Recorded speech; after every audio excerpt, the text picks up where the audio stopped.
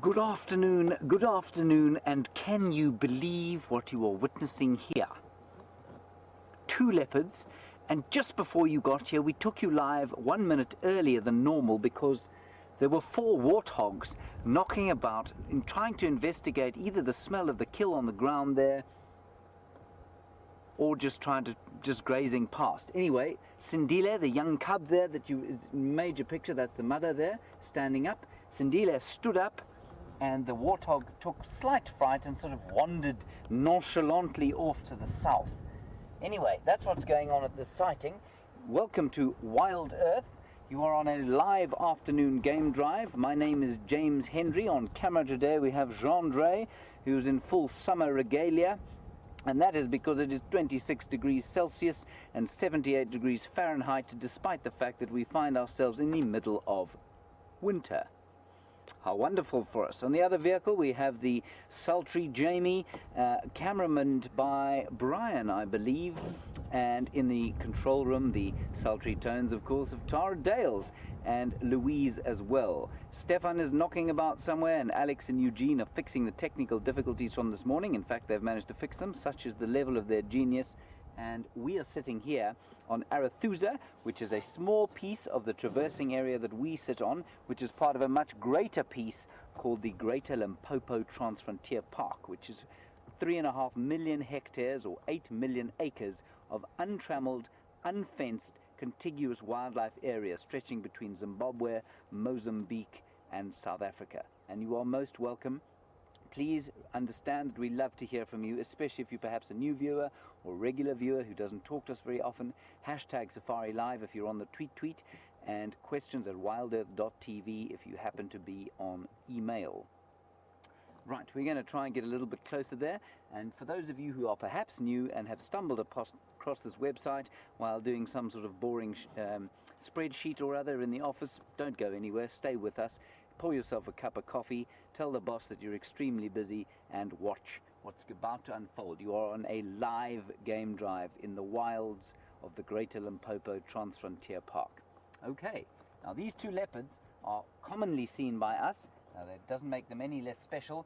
One is a 9-year-old female called Shadow, and this youngster who's still eating on the floor there is a 1-year-old male, almost 1-year-old male, that's been named Sindile by the Twitterverse. Right, Jean-Dre, let us go a little bit closer and see what we can find.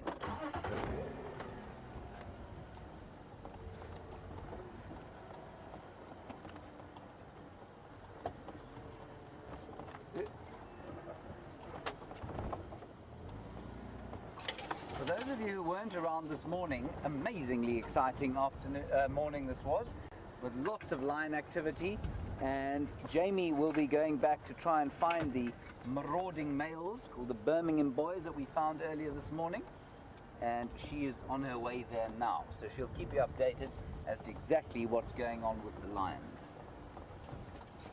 So there was a kill here that I think some of you probably saw, and they killed a steenbok, which is a small antelope. Not a huge, a small duiker. Sorry about that, Jean-Dre. Is this all right for you? Small duiker, which is a small antelope, about 17 kilograms for a largish one. And that is the remains being devoured as we speak by young Sindile.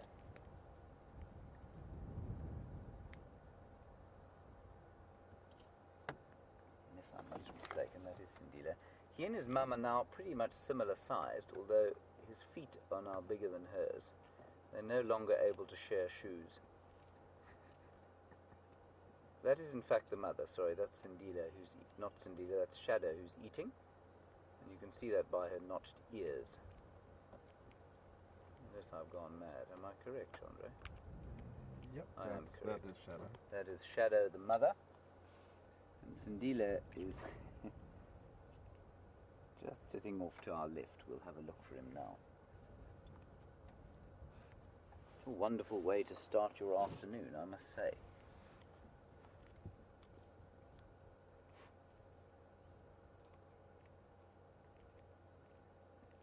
And I don't know if you can hear it, but you might actually be able to hear the crunching noise.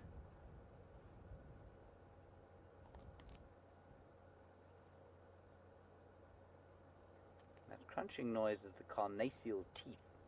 The carnassial teeth are the molars and premolars in carnivores out here. You'll probably be able to find them in your house cat too if you want to really see what they look like. You might end up with a bit of blood on your hands, but you can try it. They are not like our molars, which are flat, or like a herbivore's molars, which are also flat. They're sharp, they're ridged, and they come down over each other. They sort of occlude over each other, as opposed to coming down right on top of each other like ours would. And that allows them to cut the meat off the bone. Allows them to cut off the meat off the bone, sort of slice it off. And that's what Shadow is doing now.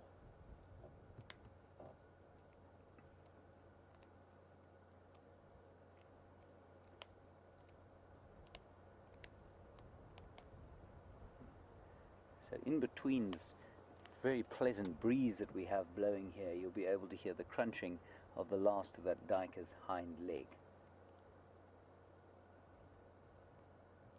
They would have shared this kill pretty much without animosity, and you can see, there's certainly no animosity here now. That will change as the youngster gets a bit older, and by the time he's 2 years old or so, he will probably chase his mum off kills, or he'll certainly try and show a little bit of dominance at the kills.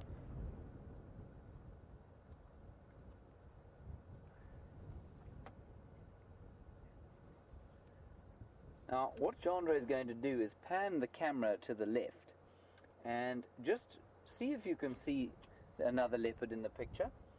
And if you can, you're doing pretty well, because they're exceptionally camouflaged. I'm not going to point him out. Well, obviously I can't. I'm not standing next to him. And Jandre is not going to punch the zoom in on him. Just see if you can spot him.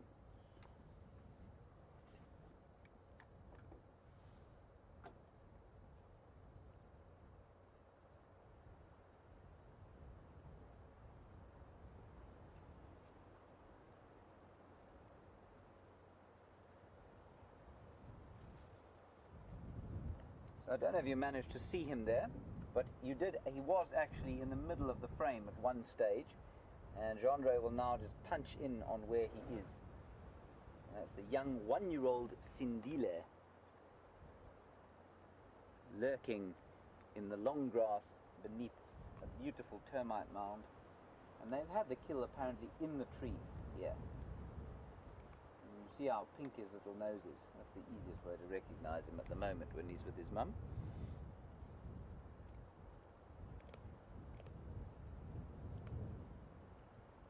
Panting away, losing a little bit of heat, and also his stomach is very fat, and that will push up against his chest cavity and make it difficult to breathe.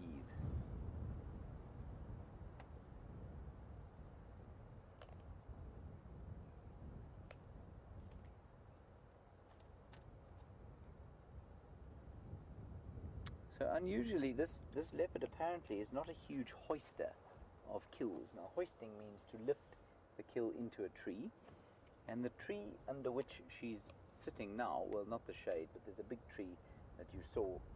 There we go. It's a marula tree, and leopards do tend to like marula trees quite a lot because they offer relatively smooth perches and easy ways to climb, and often they will, in this area, hoist kills because of the threat of having the kills stolen by pilfering lions or hungry hyenas. And she, unusually for this area, doesn't hoist a great deal. She does hoist, but not all the time. And in areas where hyenas and lions do not occur, you find the leopards don't tend to hoist much.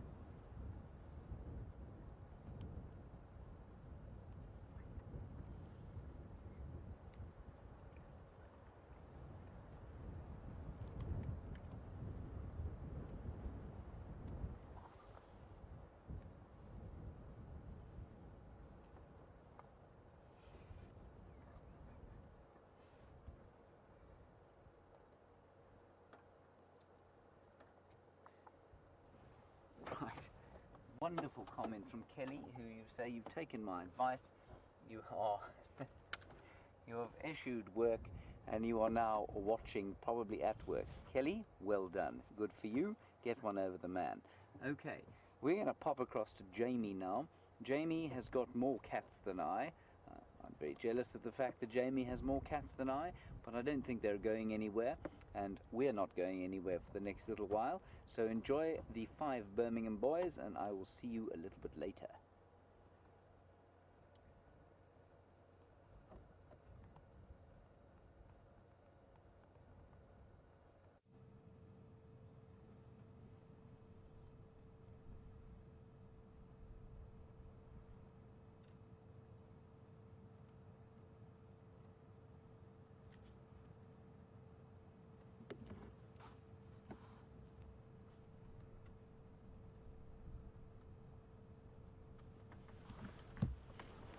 So, good afternoon everyone, and welcome to the Sunset Safari. For those of you who don't know, my name is Jamie, and this afternoon I will be on camera with Brian again. So Brian and I had a slightly less adventurous start than Brent did, but my word, what a sunrise safari we had this morning. So this morning, for those of you who are joining us for the first time and have somehow missed out on what I'm sure was a social media explosion about the events of this morning, the Birmingham Boys went rushing into the Matimba males territory and then immediately came rushing back out with the Matimbas in hot pursuit. Lots of growling, lots of lion audio, and kind of the 2 male coalitions drawing a line in the sand, which seems to be right on Gowrie Main, which is our southern cut line. So lots of action, no collisions yet, no physical conflict, but lots of vocalizations. And one of the Birmingham Boys does seem to be limping quite badly, but as you can see, we've come back to where Brent left them this morning, and they are still here, still very much flat cats and looking for all the world as though this is now part of their new area. So definitely some interesting times. And this lion that is lying in front of us, unfortunately we couldn't get a fantastic visual on him. He just tucked himself away behind that grass clump, but he is limping quite badly. He seems to be sort of very sore around his left front paw.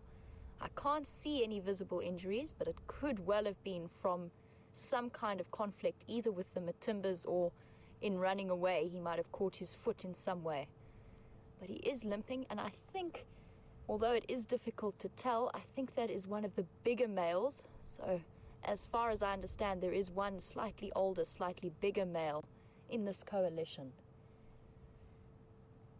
And as many of you do know, although for any new viewers, this is the Birmingham coalition, and it consists of 5 young male lions, somewhere in the region of 4 years old, 4 to 5. So just starting to come into their prime, and they are still young. You can see that they haven't got full heads of hair yet. Their manes haven't fully come through, but they are absolutely enormous lions, and they're going to be a force to be reckoned with over the next few years, and already showing themselves to be quite a scary coalition, having come into the Matimbas territory. And it's interesting, I was just thinking about it this morning as Brian and I were battling with the various technology gremlins that we were subjected to. And Hairy Belly, one of the Matimba males, has spent the last 5 days somewhat depleting his energy reserves. He was mating with one of the Styx females for about 5 or so days, so he wouldn't have had anything to eat and plenty of physical activity to tire him out. And his brother, the ginger Matimba male, has also got a very, very sore paw. So I wonder whether these Birmingham Boys are seeking to try and take advantage of the situation. I also heard from one of the other guides that I was chatting to this morning that the Birmingham Boys were actually the ones that killed a buffalo south of our boundary, and that it was the Matimbas and the Styx who chased them off that kill. Now, I don't know if this is supposition. I think it is. It was just guesswork.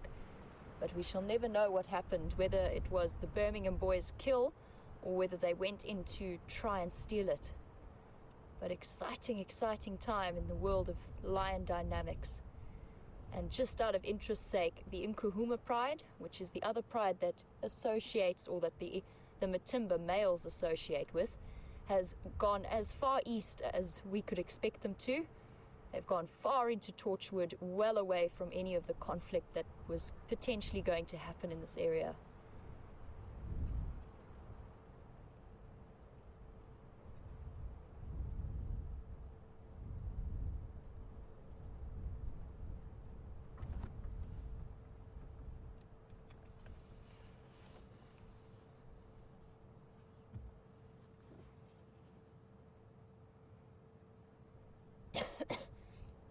So as you could see at the moment, there are only 3 of them in front of us here. But if you have a look at this thick block off to our right, there are actually 2 others just further off into the bush there. So we will be able to, at some point, I will try and reposition so that we can see the other 2. It is going to take a lot of maneuvering. It is a very thick block. So they are tucked away off to the right there, just a little bit separate from this other group of 3 that's over here. So for now, we'll stay with the ones that we've got the best visual of, because I think that if we do move to the other 2, we're not going to be able to see them as clearly. But I did see them while I was driving in to this position, so they are around. And in my opinion, they are going to stay very much flat for the next few hours, probably until it starts getting a little bit cooler. It is very hot today in the sun. There's a bit of a nip in the breeze that slightly takes away from the heat, but they are, as you can see, quite content and quite relaxed.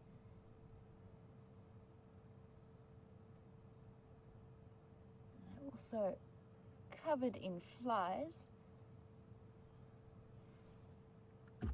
Guys, while these cats are flat, I'm going to send you back across to James because something interesting is happening there, and I will be back with you later.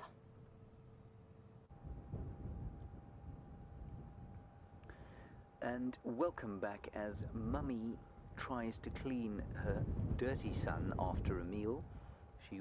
The cats do this quite a lot, but of course leopards, being solitary, don't often get the opportunity. And they'll clean all of the dirt off each other's faces from the blood, and I think that's got quite a lot to do with the fact that they don't want to be smelt by other animals, by prey species and other leopards. This is wonderful to see.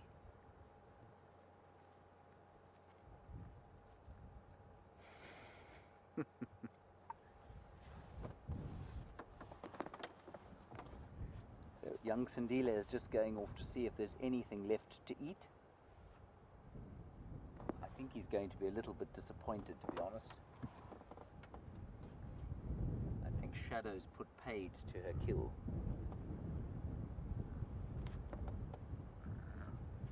He's making little grunting sounds which you probably can't hear. And I think he's basically saying, "Where's my supper?" Go on, go up the tree, boy. Go on. He's hoping that she stashed something else up there, but I don't think she has, of course.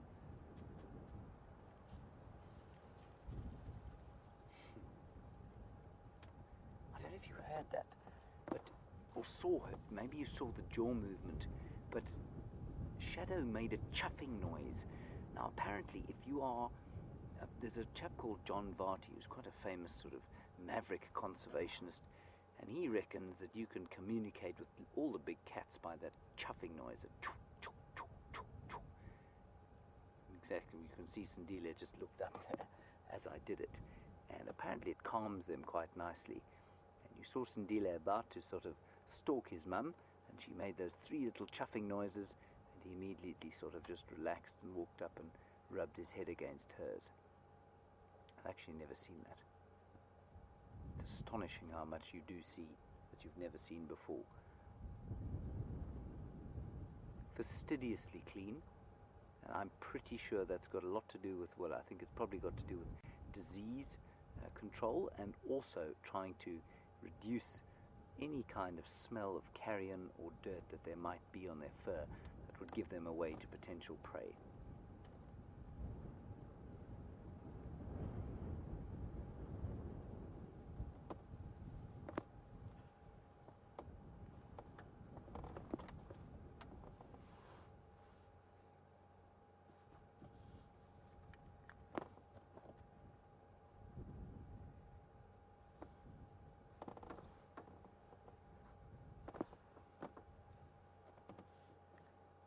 her shadow is, well, not shadow, Sindile is now a year old. And that's interesting, just hang on a second. Something's alarm calling, there's a bird alarm calling, and they're now both up and looking. They recognize alarm calls, it's amazing. There's a little bird calling from just behind us.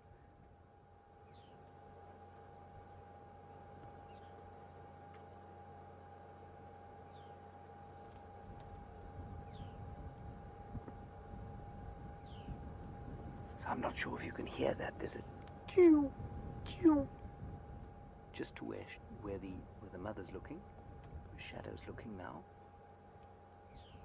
And they're very aware. You know, every so often they've been looking in exactly the direction that they're looking now. Maybe they've picked something up. The wind's not blowing from there, though.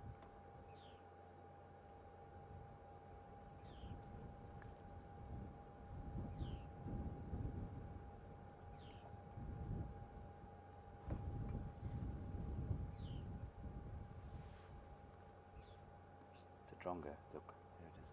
It's a drongo calling, and the drongo's on the ground, just next to us.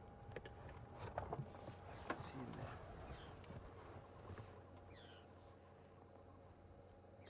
He's the one that's making the little alarm call. I think these leopards are going to move off now, you know. There they go.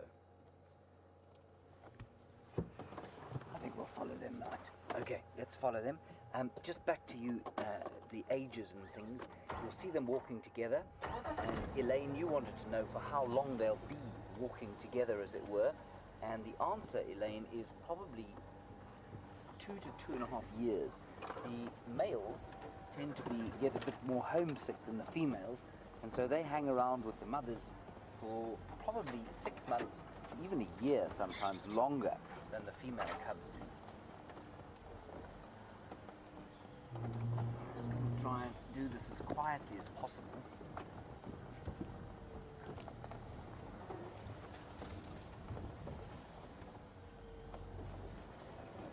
Passo para lá, André. Very large stump in front of me that we're going to try and avoid.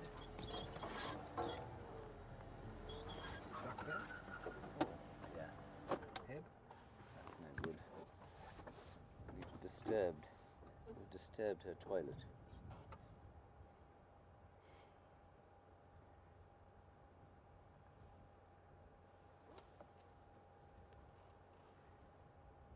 Now, everybody, I know you all know what domestic dog dung smells like. Let me assure you, it has nothing on wild cat dung. The smell of lion and leopard dung is not pleasant. Thankfully, the wind seems to be blowing it away from us, though.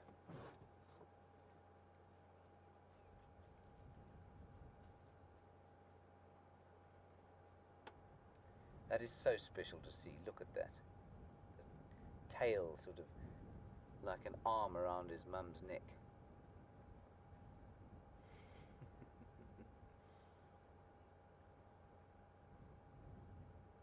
Look how beautifully, perfectly coloured they are for this vegetation.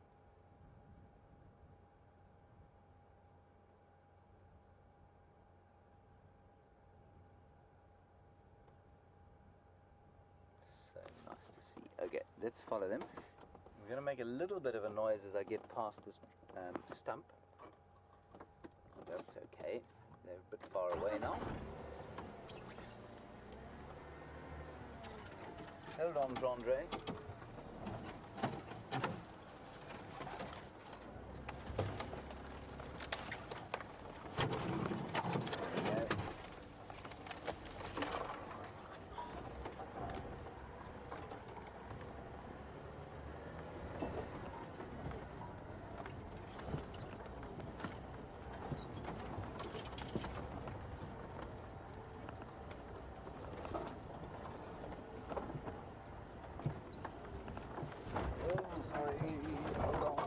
Around the front of them there.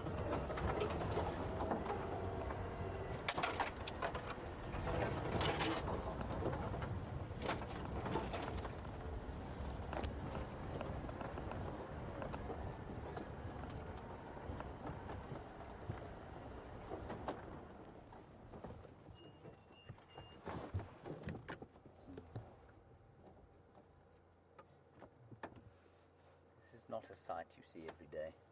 You can see they've got full bellies, eaten their little duiker.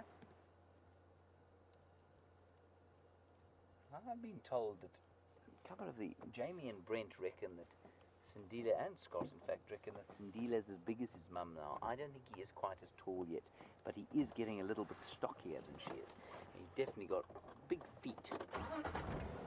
Just like a teenage boy will grow big feet before he gets tall. In my case, that never happened.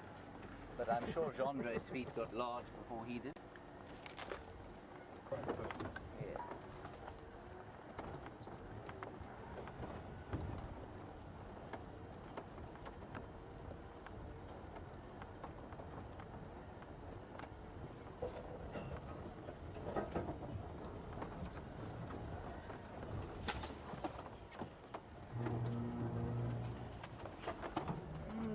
Right, so as we watch them walking together there were a couple of questions about, you know, how long they'll stay together and under what conditions and why and that sort of thing.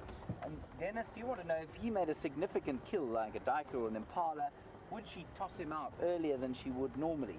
Dennis, I don't think so. I think it's, you know, it's quite largely the cubs who want to stay with their mums. And when the hormones start to kick in, when they hit puberty, then they start to move away from them. So I think I think there's an element of mum tossing youngster out, but there's definitely quite a lot of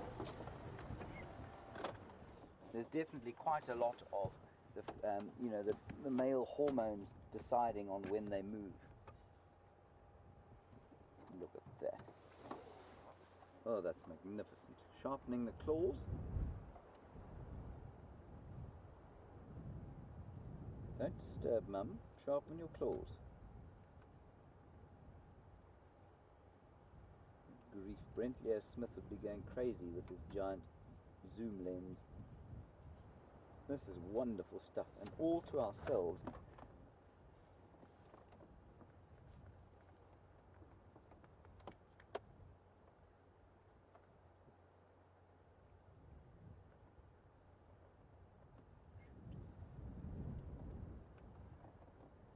Now what we are going to need to do, of course, you know that we are trying to help a very important organization called Panthera gather data on leopards, and we do need to collect their dung periodically. So as and when we go back to where they were, we will try and pick up some of that dung and put it in a vial. I'm probably going to try and make Gendre do that, claiming a gammy knee, but I don't think he will. So that's basically, it's an important part of, you know, there's so much information on the Sabi Sands, leopards, that they now want to try and get DNA records too, because the amount of information we're able to gather here, because the frequency with which we see them, means that we can tell a huge amount about leopards just from this one reserve.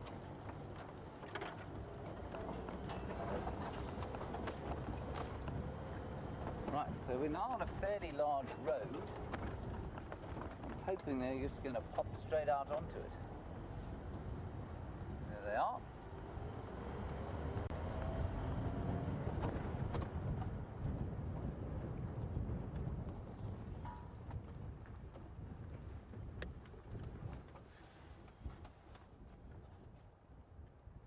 Just pop across the road straight in front of us.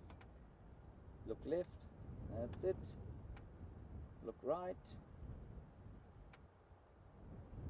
Or just lie down. Isn't that beautiful? And the way the colour, that golden colour, is juxtaposed with the grey of the vegetation, I think is just stunning.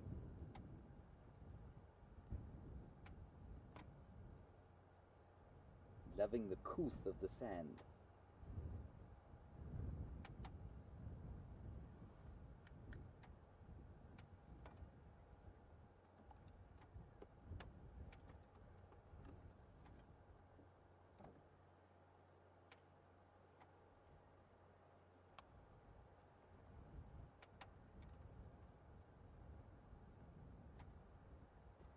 As we've watched these two leopards cleaning each other and Shadow still cleaning herself fastidiously, Sindile's got bored with that. Lovely question from Lynn about the relative cleanliness of lions, or the relative table manners of lions versus leopards. Now, I'm just going to move a little bit forward. And Lynn, it's a good question because you say you've seen lions with very dirty faces after they've been killing, and leopards not so much. And you're absolutely right.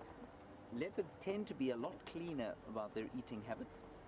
They eat much more delicately, whereas you find lions, you know, with their entire heads inside the chest cavity of their prey species, whereas leopards don't tend to be like that at all.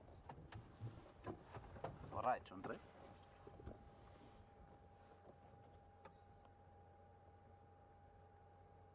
Lions will also clean, though. That's very important to note, that lions do a lot of cleaning after they've been at a big kill.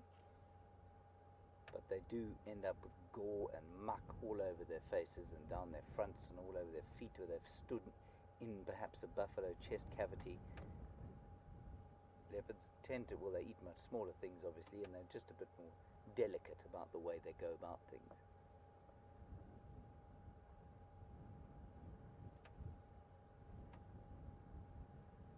Hyenas, too, will tend to have fairly poor table manners. And of course, the animal, the predator with the worst table manners of anyone out here, of course, the wild dog. They have abominable table manners.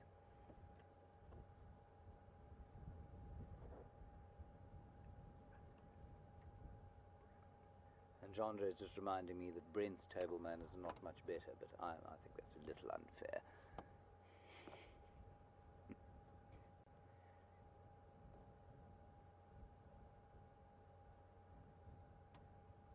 Just like a house cat. I mean, how many of you with house cats have seen them doing exactly what Shadow's doing there?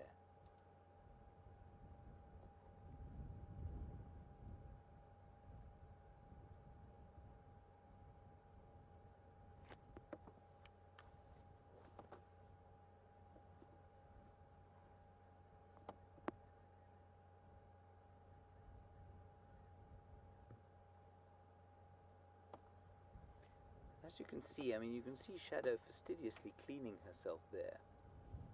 And you saw at the beginning of the sighting how they were cleaning each other. And as I said, lions do that.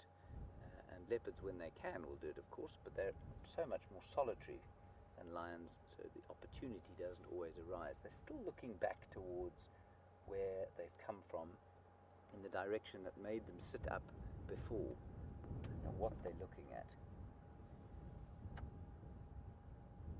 Be a hyena or something that is coming to investigate the smell of the carcass on the ground, I'm not sure.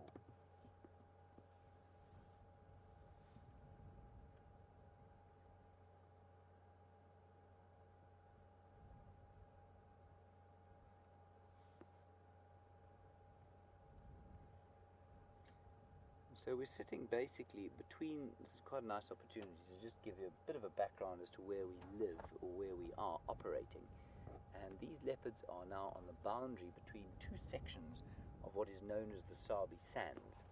And the Sabi Sands is a collection of private reserves that's owned by a number of private owners, and they have sometimes commercial lodges, sometimes just lodges that they go to come and view the magnificent wildlife on.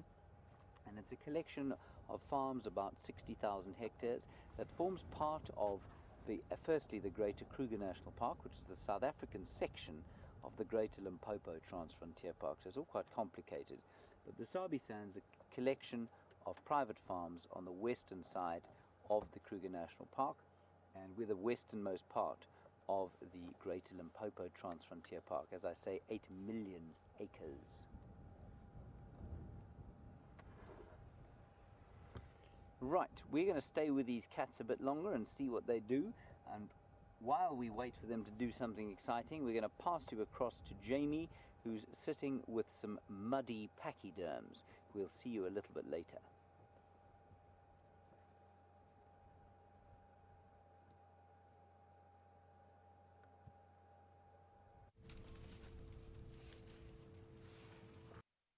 So guys, welcome back, and as you can see, we are indeed sitting with some very muddy pachyderms, and we have lots of the viewers to thank for this update. There were elephants now. So fear not, we have not left the Birmingham Boys for good. They were just very, very flat and not inclined to do very much, and we didn't have the best visual of them. So we get let some of the other game drive vehicles come through and have a chance to see them, and in the meantime, I just wanted to come by and see these Ellies that everyone was talking about. So thanks very much for that, guys. And when it starts to get a little bit darker and a little bit cooler, we will head back to the Birmingham Boys and see what they're up to. You never know, they might be in the mood to hunt. But for now, we've got this very, very entertaining little Ellie who's been feeding on the raisin bushes around here and the bush willows. And he doesn't seem to be as coordinated as the two adult females that are with him. Now, I'm not sure how many elephants were at the dam. At the moment, I can only see 3, and I haven't heard any of the others. But maybe if you guys can send me an update as to how many there were, and I will keep my eyes peeled around me. And for those of you who are joining us for the very first time, welcome to Safari Live. It is fantastic to have you on board with us, and not only are you watching a live safari, so what is happening now is happening right here on Djuma Game Reserve in the Sabi Sands, but it's also interactive. So if you have any questions about these wonderful elephants or anything else that we may be seeing, or any comments, anything you'd like to share with us, please feel free to do so, and you can do it on hashtag Safari Live on Twitter, or you can email them through to questions@wildearth.tv.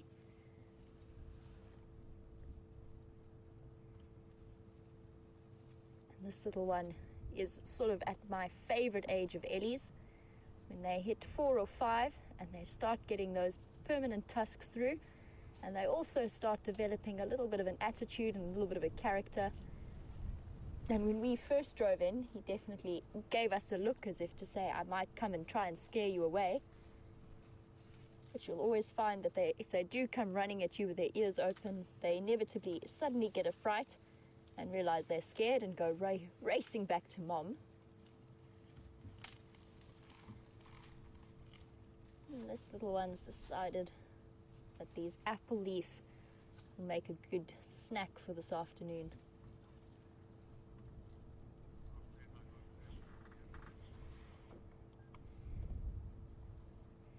Sorry guys, I just want to hop on the Game Drive channel quickly, just to let them know what's happening. Oh, never mind, James is on it for me. Thank you very much, James.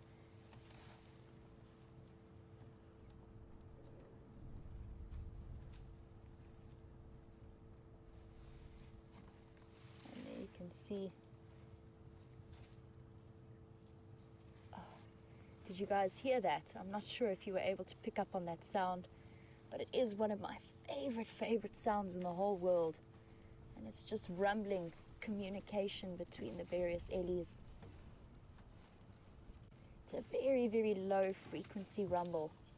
And this one was quite soft. But often what you'll hear is when you do hear that rumble, then the herd sometimes moves off. It might be a message from the matriarch to head off. But they do seem to be still staying here, so it might have just been a contact call between them.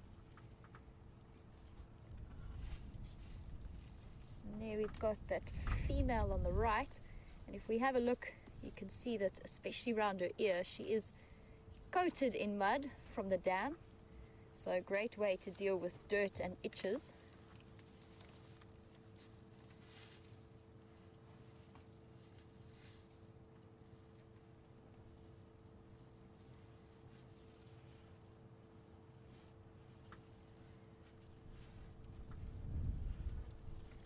Now, I'm not sure about this, but last night, once we were finished the sunset safari, we headed home and encountered a very, very large breeding herd that was all around our camp, and it was absolutely magical to just sit and listen. They were right up against the camp and feeding quite calmly. Oh, having a little scratch there. itchy behind the ears now that we've been rolling in mud. And that obviously hit the spot perfectly.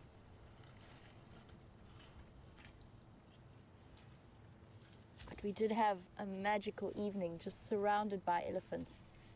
And we didn't spend too much time. We couldn't actually see them all that well, but we did spend ages just listening to them moving around, rumbling to each other and feeding in the dark. So very, very special. Definitely a lovely evening. And one of the females has just moved across in front of me. It's going to come round to the right side.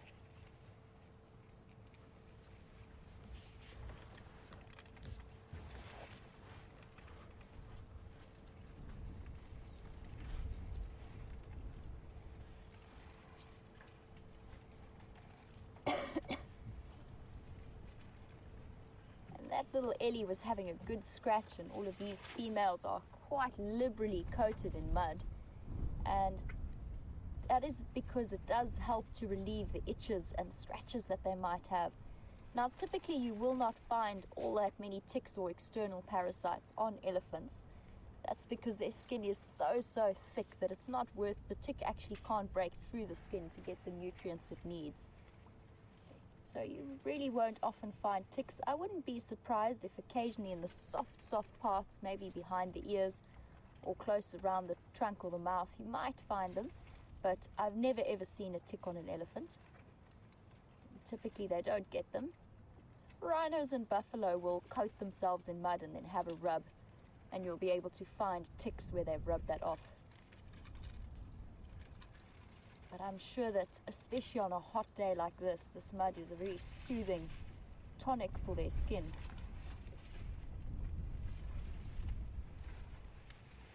Hello, big girl.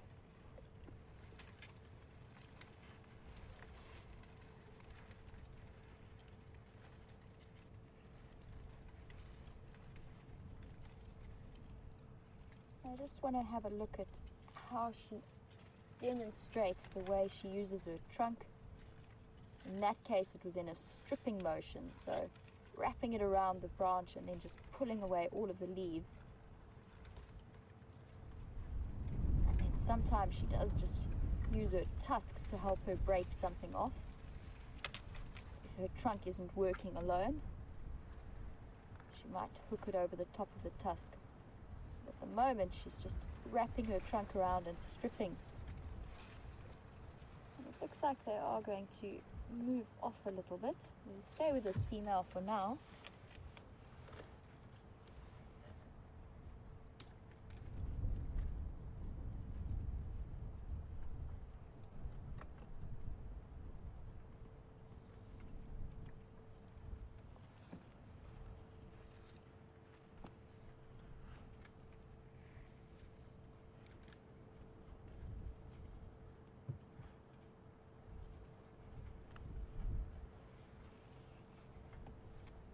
She's actually very broad looking.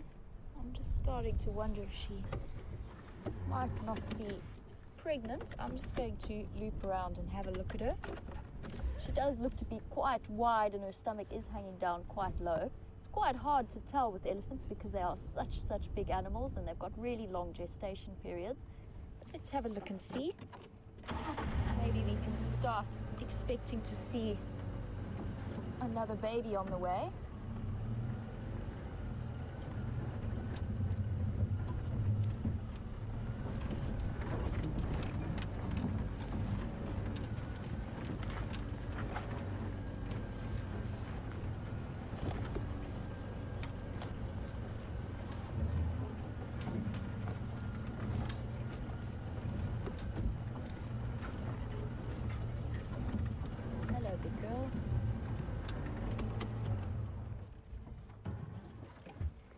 Not sure, but I think it's a possibility. She might be pregnant. She does look just to be carrying quite a lot of weight around her middle and drooping down a bit.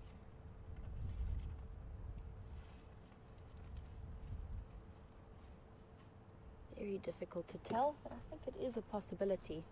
But as we see her walking away, you can see how liberally coated with mud she is, and how incredibly large these animals are. And on a day like today, this is not even close to the summer highs, but I know that I am feeling the heat in the sun. It's about 26 degrees centigrade. And if you are as large an animal as an elephant, it's quite difficult to lose body heat because you've got a very small surface area to volume ratio. So they maintain heat very, very well. And their biggest and best cooling mechanism is those huge ears with an extensive network of capillaries that they pump blood through.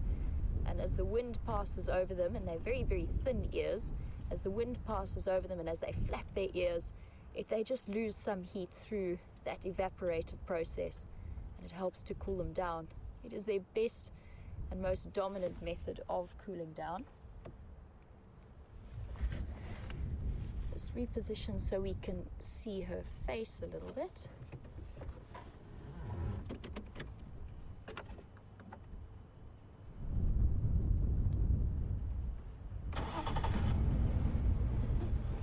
So, John in Atlanta would like to know how my elephant dung project is going.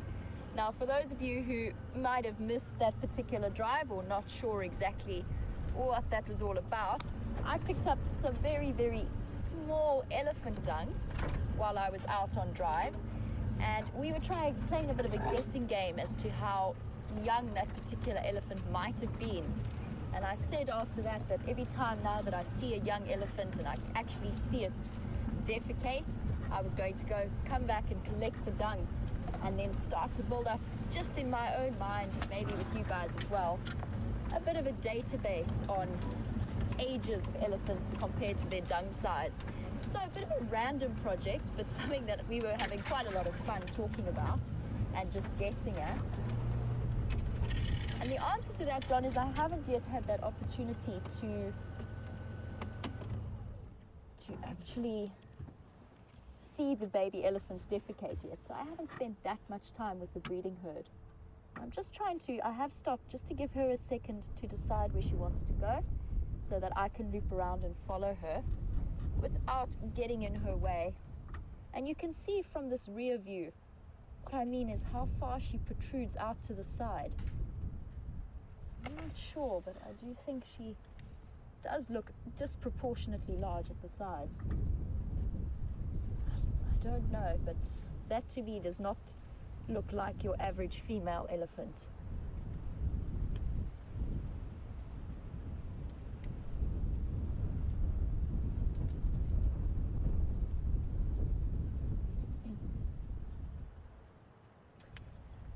So guys, I need to work my way around to the other side. I think that she's going to move out into a nice open area. But while I do that, I'm sure you're keen to see what's happening with Shadow and Sindile. So I'm going to send you back across to James and Hello everybody, there's a steenbok and there's a leopard, two leopards, and the steenbok can see the one but not the one in front. And unfortunately, it's seen them both now. Unfortunately, it was Sindile in front and not Shadow.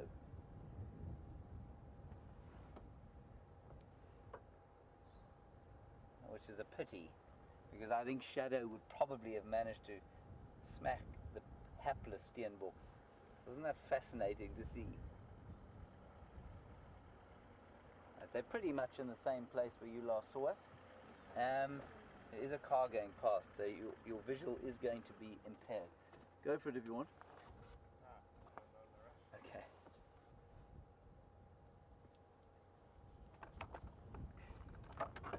Go, Tom.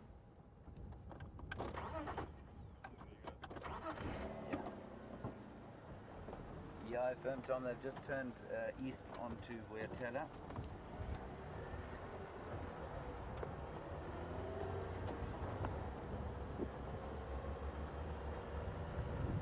Marvelous. You may wonder what this glove is, and I was just in the middle of being about to collect some of Sindile's stool sample when they started stalking that steenbok. So that will have to wait.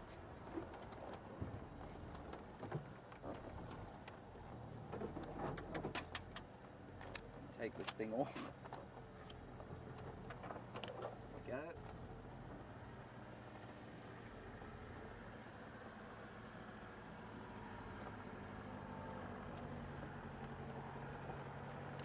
So, will you excuse me 1 second? I'm just going to speak to a chap trying to get into the sighting from quite a way away. Tom, your best approach is going to be to come probably Impala Plains, and then I'll call you in from there. So we'll follow them gently through here, and I'll come back and fetch the stool sample a bit later.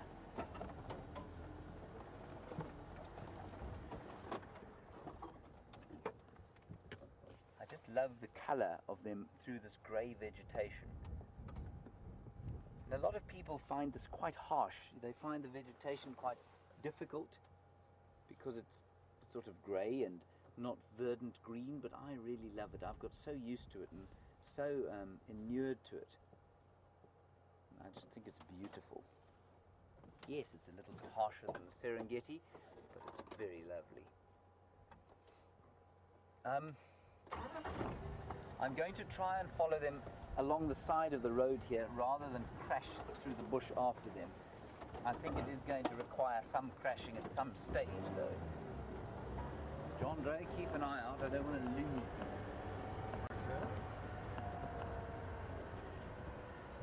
See them there? Yep. 10 o'clock? 10 o'clock. Here's a little sort of temporary road type thing. Going here, there they are. Going through what is known as Strychnos madagascarensis. And if you were on drive yesterday with me, I explained to you that it's an encroacher species. It makes a beastly noise when you're driving through it.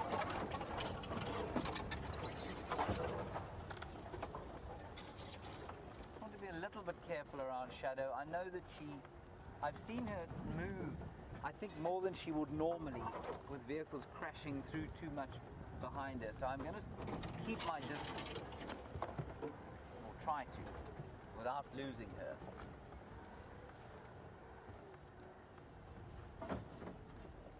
But it's going to be hard.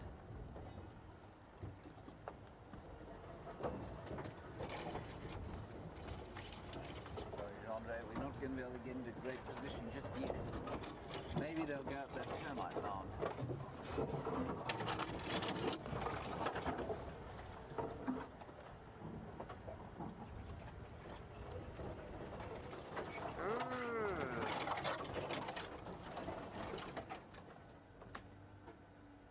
They are moving gently through there.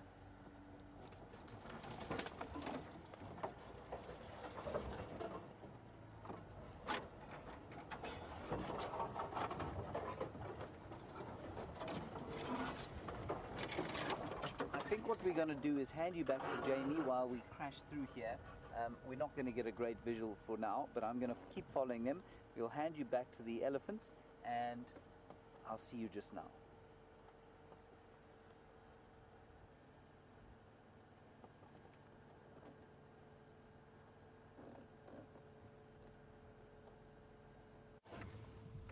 So guys, welcome back. Sorry, just doing some quick repositioning to show you the rest of the herd. And I was just going to loop around that female, but then we bumped into these three over here. The third might not be visible to you at the moment. It's just behind in that thick drainage line. So far, I think we've got 6 in total, maybe 7. I think I can hear another one further into the block.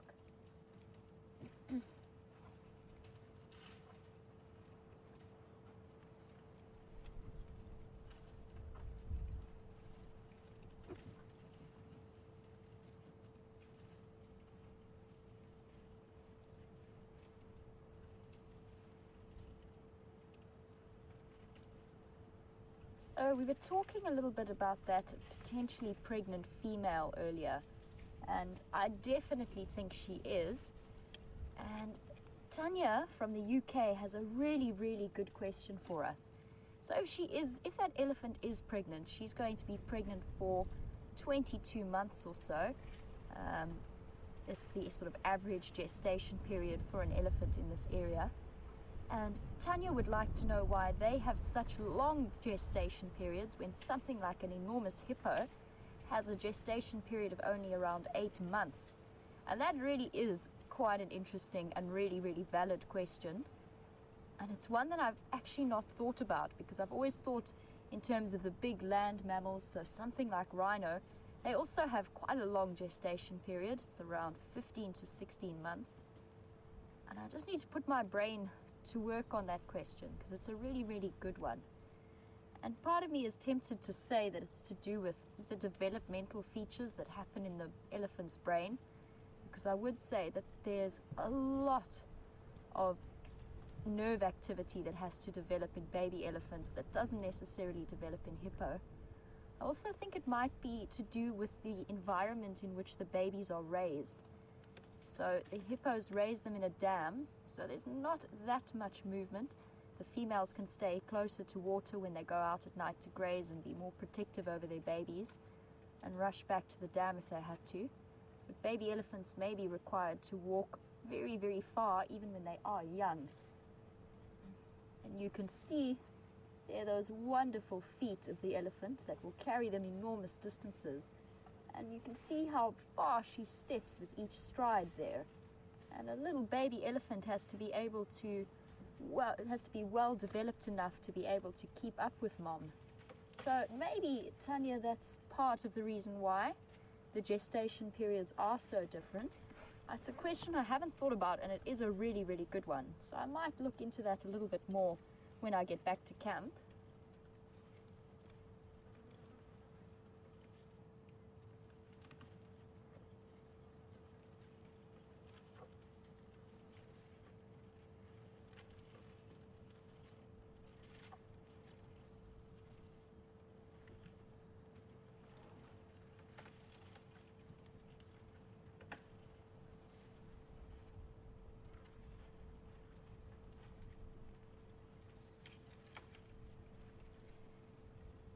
So, following on from our talk of the elephant's pregnancy and that female that we were just with, and we did see her quite nicely from behind, and as you could see, she carried it very, very high up towards the spine and up towards the hips rather than low in her stomach. And Judith would like to know if that baby actually drops down a little bit when that elephant starts to give birth, or is just before she gives birth, or if that only happens right at the moment of going into labor. And I'm fairly certain that a week or two before that baby is due to be born, it will drop down a little bit lower. Fear not, guys, I am going to reposition so we can stay with the Ellies, but let's just finish talking about this question first. So I think it will drop down towards the end, and the little baby elephant does have quite a height to fall from, which is why mom's labia are actually positioned quite carefully and facing downwards, so that the baby doesn't fall from all the way up beneath the tail, as it does in a lot of other animals. So the vagina is structured to actually minimize that impact.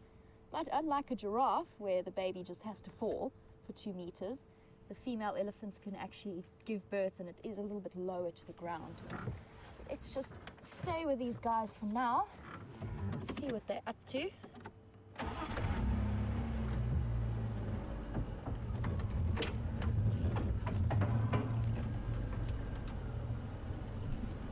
And try and get an idea of their general direction that they're moving in, so that we can move around to the front of them. But it is wonderful to watch elephant bottoms walking away. But let's try and watch them as they feed.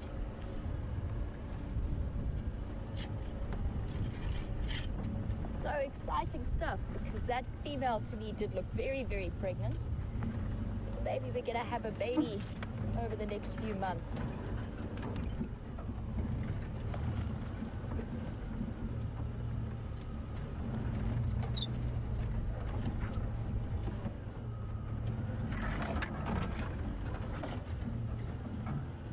They do look like they're going to start moving into quite a thick block, but you can still see them for now.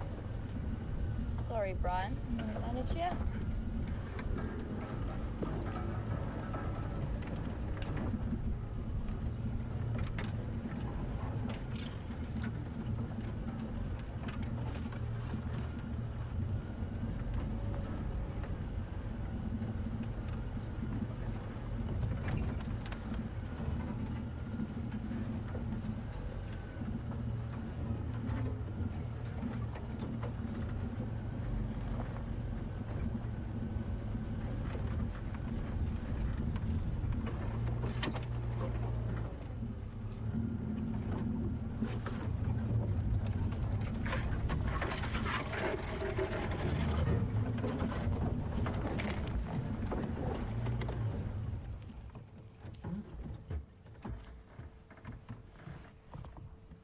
Sorry, my girl. All right. It's okay. You're fine.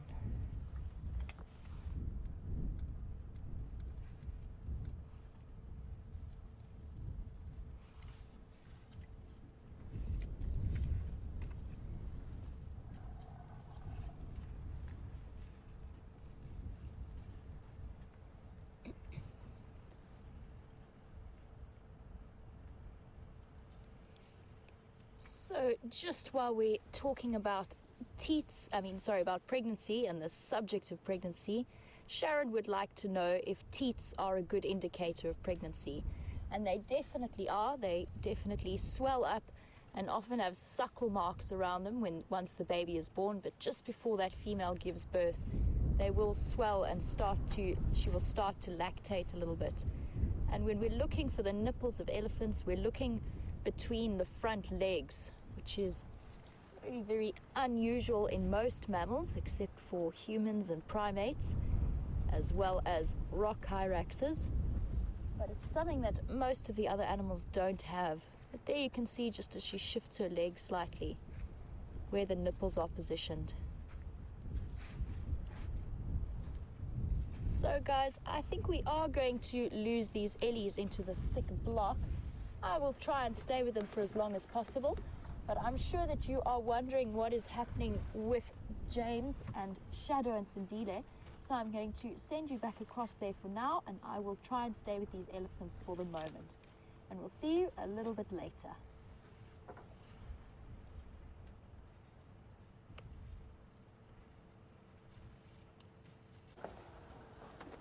Hello everybody, we have traversed an enormous windy impenetrable strychnos thicket, and here we are. We're still with the two beautiful leopards off to our left, and it is getting a little clearer through here, and they're just walking sort of, I'm not sure what they're doing really, but they're just walking through here, perhaps going to mark a bit of territory, although they haven't marked any territory.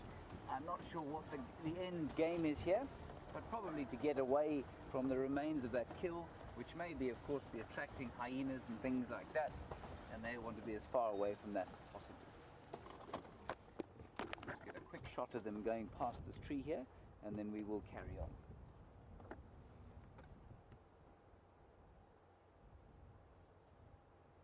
There's a lovely breeze blowing, and it does have a bit of smell of smoke in it. I think there's some fires around in the bush, but not where we are. All right. On we go. There's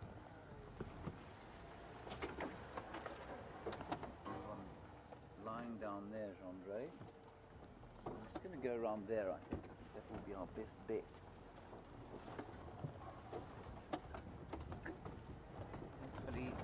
Thankfully this car has got power steering, and they're just slowly moving south there.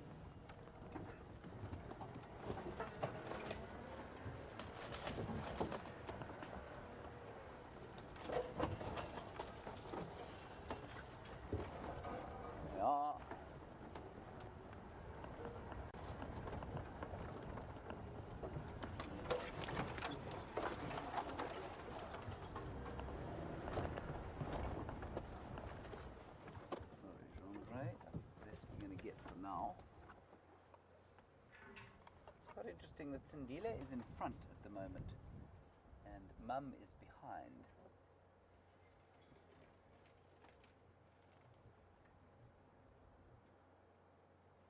But he It is watching her very carefully, and he keeps going behind a little bush and then stalking her. There he is, he's hiding from her now. You'll just see those spots probably explode out of the bush. Off he goes. Marvelous.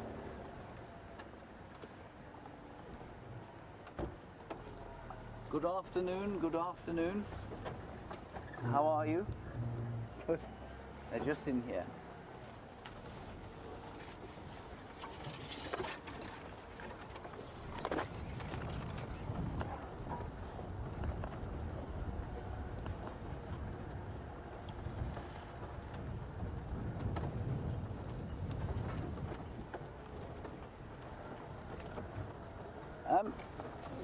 Very interesting question coming through just on the subject of stools, which of course is not a normally a pleasant subject, but in this it's quite interesting, about why they don't bury their stools, or if they do. They don't bury their stools often, mostly because they use them as territory markers. So they try not to bury their stools unless they're around a kill. I have seen cats try and bury their stools if they happen to be around a kill and they need to go to the loo, then they will cover their stools. Unlike a sort of domestic cat. There's a Shelley's Franklin. You see that, John Ray? Not seeing the Franklin. Just right here on the ground. It's so well camouflaged. That's the rarest Franklin that we get here, called a Shelley's. Goes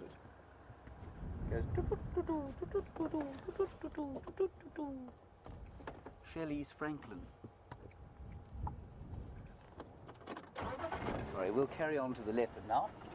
Just a cameo from the Shelley's Franklin. It is getting pretty thicksome in here. Andre? Quite a lot of gory bush in this particular area. 12 o'clock. Leopard is there and there. Can you see them? Yep. Camera call. Okay, I'm going to nip forward.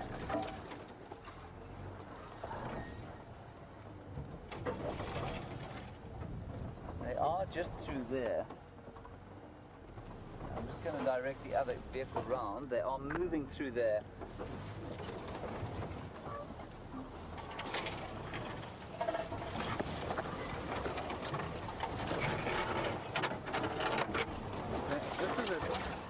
Beastly area they've chosen to go. Oh, there's a nasty drainage line there. We're not going to be able to get across that. Okay, we're going to have to try and go round. You got them?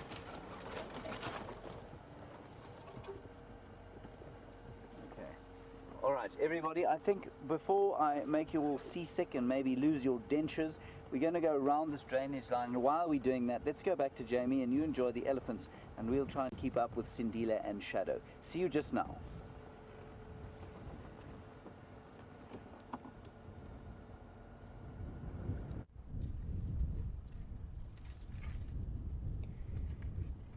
So guys, welcome back.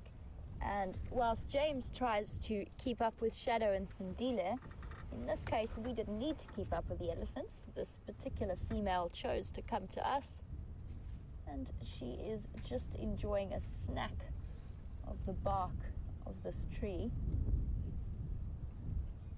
And it was actually amazing to watch her do it. She stuck the whole thing in her mouth, and then in one end went in one end and came out the other side without any bark. If you guys will just excuse me for one moment, I think somebody's calling me on the Game Drive radio.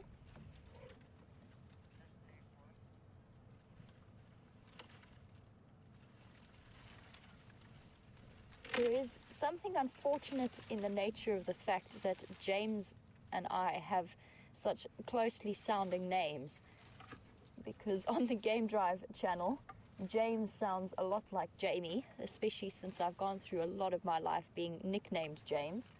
So there is quite a cause for confusion there.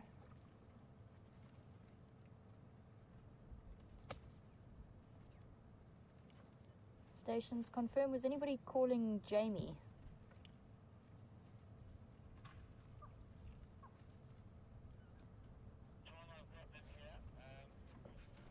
Okay. Well, possibly calling James and not myself. I imagine it is as confusing for the other guides as it is for James and me.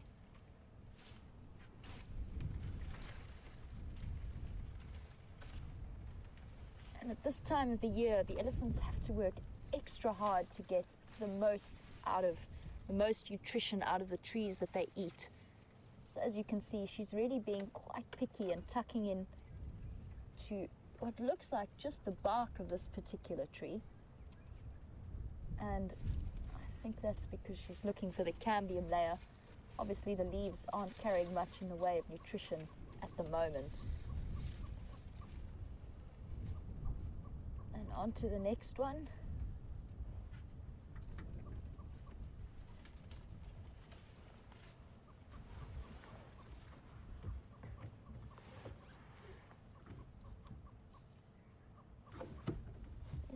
And shift forward a little bit. So, oops, sorry, Brian.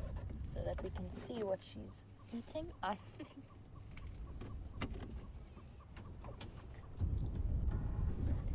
Okay, guys, so I'm going to send you back across to James and see if we can catch up with our Ellies, and I will see you a bit later.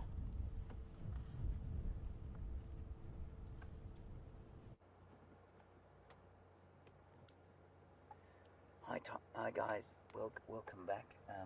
We are in still some very thick stuff, but they're quite close to the boundary, so I just thought we'd bring you back quickly just in case they cross. And they do look to be moving, well, I thought they were moving towards a clearing. There is a bit of a clearing through there. Let's go around to the clearing there, Jean. I just think we're going to lose them, everybody, and so because they're going to go across the boundary. So let's try and stay with them until that happens. That's such a wonderful afternoon with them. Sorry, Jean-Andre. What's your head? There they are.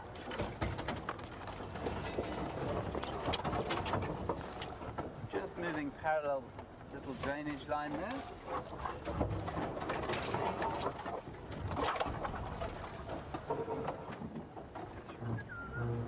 Straight in front of us there, Jean-Bray.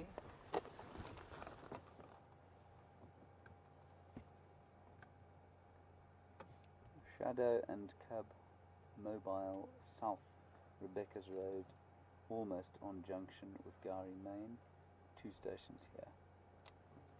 Sorry everybody, I do have to keep everyone, just keep everybody updated. Yeah, you can try. I think they're going to go south.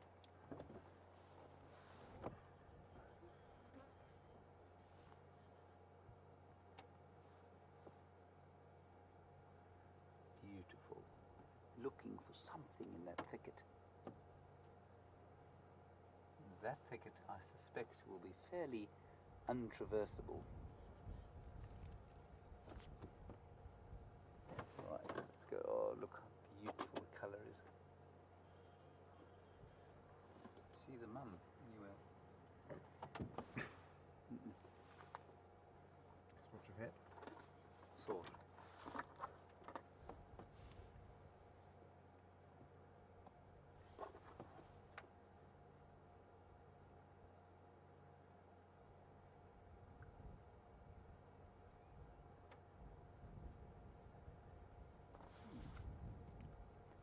I'm just going to sneak a bit forward, John Ray. We might get a better view.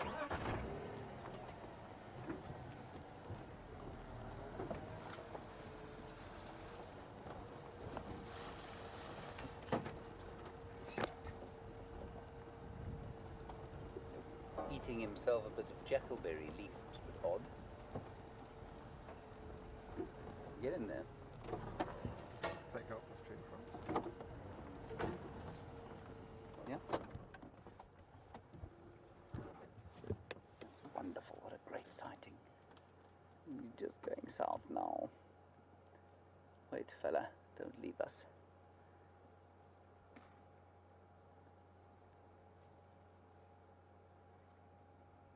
Look how beautifully camouflaged he is.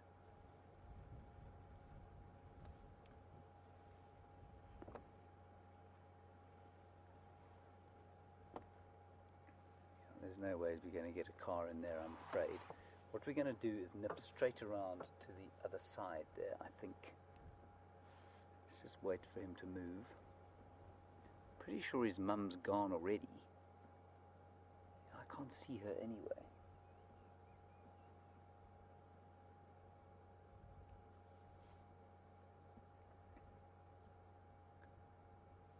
Now, of course, the chances are that she doesn't normally hang around him for too long. She picks him up for a kill, then they normally actually come to this very area, and then she leaves him again and goes off to do a little bit more hunting, at which she is particularly adept.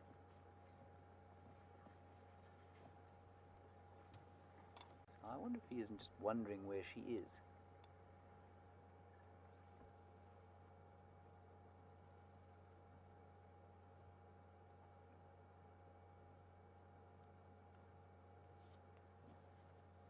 Excuse me quickly, I'm going to ask on the radio. Tom, do you have any visual there?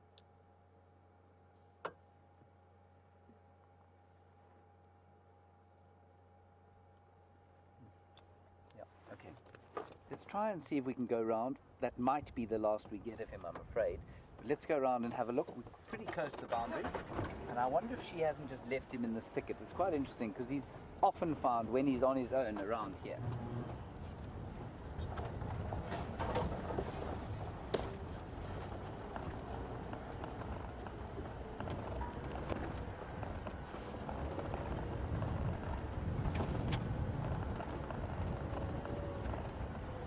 Anything there?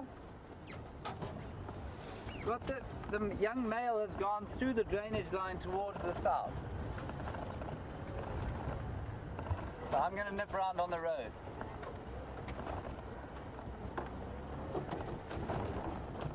Right. Change gears, held on. Jean-Andre, you still there? Very silent is Jean-Andre today.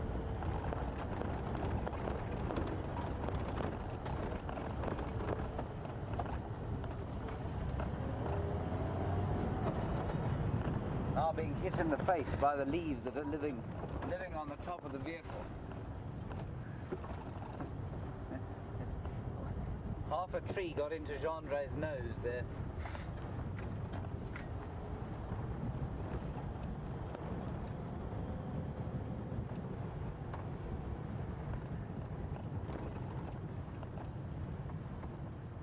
Right. So interesting. This is so often where we find Sindile on his own.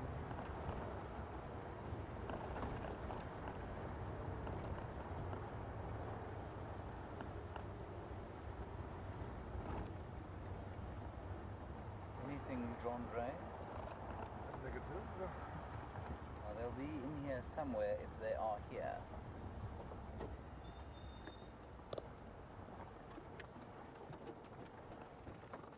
Looking to see if I can see any tracks of shadow.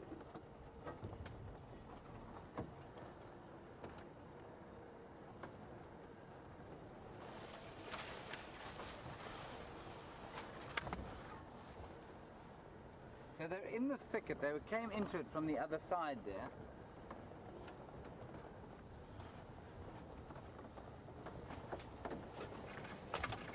All sorts, Jean-Andre. It wasn't Jean-Andre's head, it was the area. Don't worry.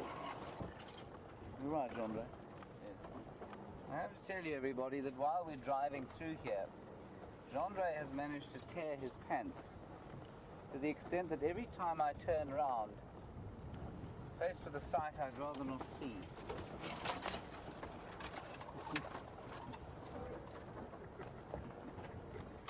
Shocking.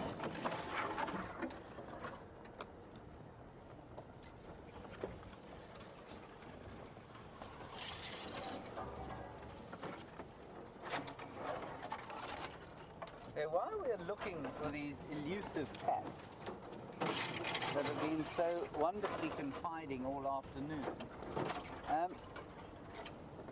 they are difficult to see. They are exceptionally well camouflaged, as we know. Just heard a bird alarm calling here.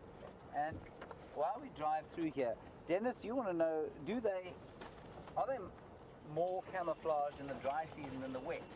Dennis, I think they are. I'm just going to have a quick listen here. Can you see them? We're just going to sit here and have a quick listen. Dennis, I think they are absolutely more camouflaged for the dry, because in the wet they can hide behind the bushes. They can hide in the long grass. They can get behind the green stuff, the thick green stuff, and in the dark, when it's clear like this, it's much more difficult, and that's why I think they are better camouflaged during the dry. Jean-Ray has just spotted a snake skin, but it's not quite as exciting as a leopard. But well spotted, Jean-Ray. It's just over there. And I'm just going to have a quick listen here.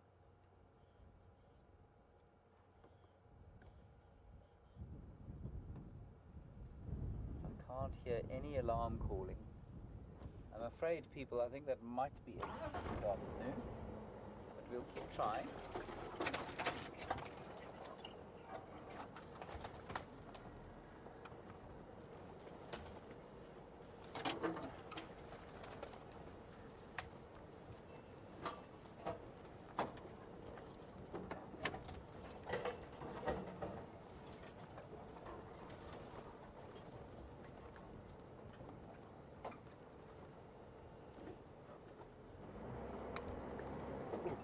Got him.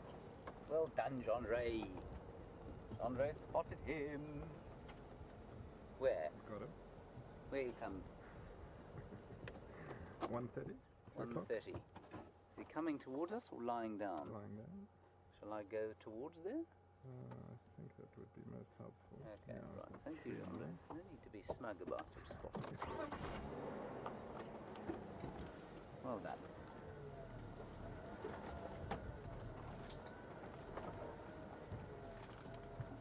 Tom, we have relocated where we are here. There we go. We'll stop here for now.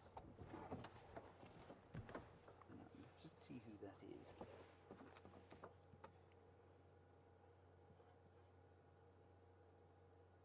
That looks like the youngster. Yeah, that's Sindile. Go ahead. Please excuse me. There's now hundreds of people trying to see these leopards. Because all the game drives have now got mobile, you see, because it's about, I don't know, it must be about 4 o'clock, I guess. And so all the lodges that have game vehicles will now be sending their drives out to explore.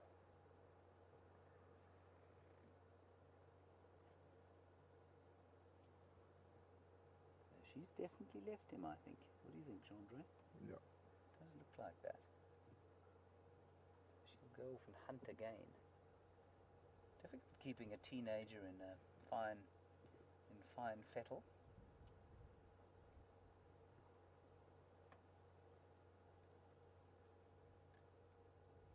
We've had some discussions, you know, over the last little while about how, because we find him on his own quite a lot. We also find him quite full on his own quite a lot, and I think some of that has to do with his mother, and some of it has to do with the fact that I think he does catch francolins and scrub hares and other small things on his own. I mean, he's perfectly strong enough to be taking duiker or steenbok at this stage of his life, but maybe lacks the skills at this stage.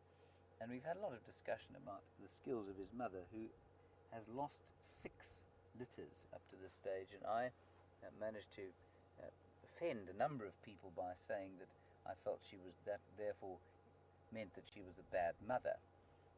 And while I do sort of stand by that, it must be understood that there is a huge amount of luck associated with successfully raising cubs in an environment like this, and I think she's had quite a lot of bad luck.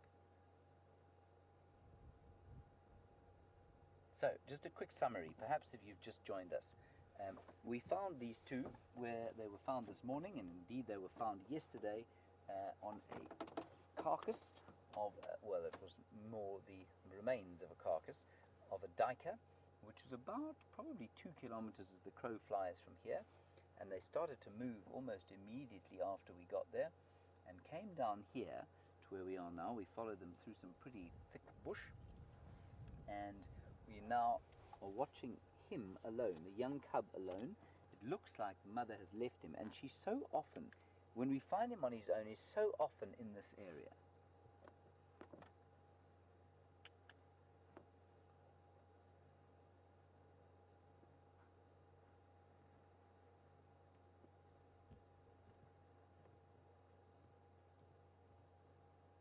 Right, so we'll wait here with little Sindile and see what he's doing for the next little while.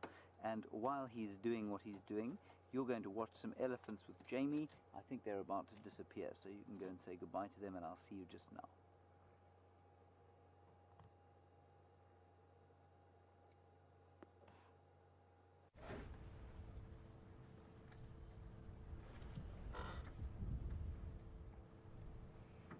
So guys, welcome back, and great news that Sindile did not disappear across our boundary for good.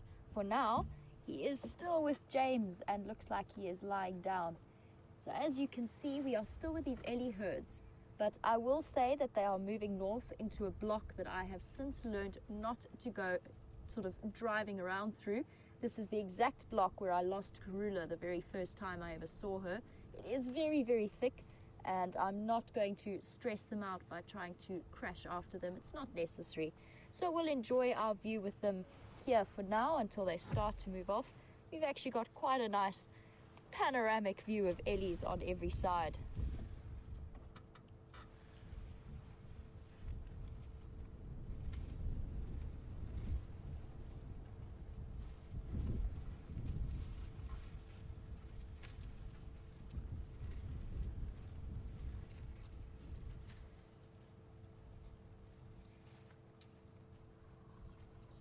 So as this particularly wide female walks off, Pamela would like to know how long it takes for an elephant to give birth, and if I've ever seen a baby moving inside the stomach. And Pamela, the labor, it very much depends on the individual in exactly the same way that it does with human beings. So this elephant could give birth in a couple of hours. She could take up to a day or more if there is any kind of problem with the labor. So it just depends very much, especially if it's a first-time mother. She might take a little bit longer with the process, as her body's not used to getting rid of 100 to 120 kilograms worth of baby. But again, it's an individual question. In terms of seeing a baby elephant moving inside the mother, I haven't had that fortune, but I wouldn't be surprised if their movements towards the end are visible. As we've noticed, they are quite sort of seated quite high up in the pelvis, up against near the spine. So maybe it wouldn't be as visible as it can be in some humans, but I'm sure it is possible. It would be truly magical to see that. And the wind is definitely picking up. I'm sure you can hear that very clearly wherever you are in the world through our microphones.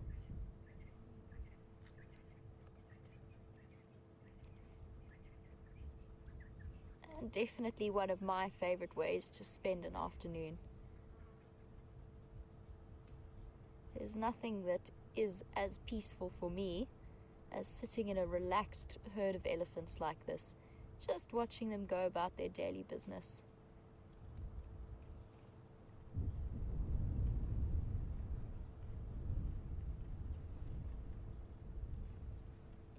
And if John is still watching, John, I have been watching this little one carefully to see if it defecates. I haven't seen it do it yet, but maybe we'll still get lucky and I'll be able to hop out and have a look at the size of its dung once these Ellies have moved off.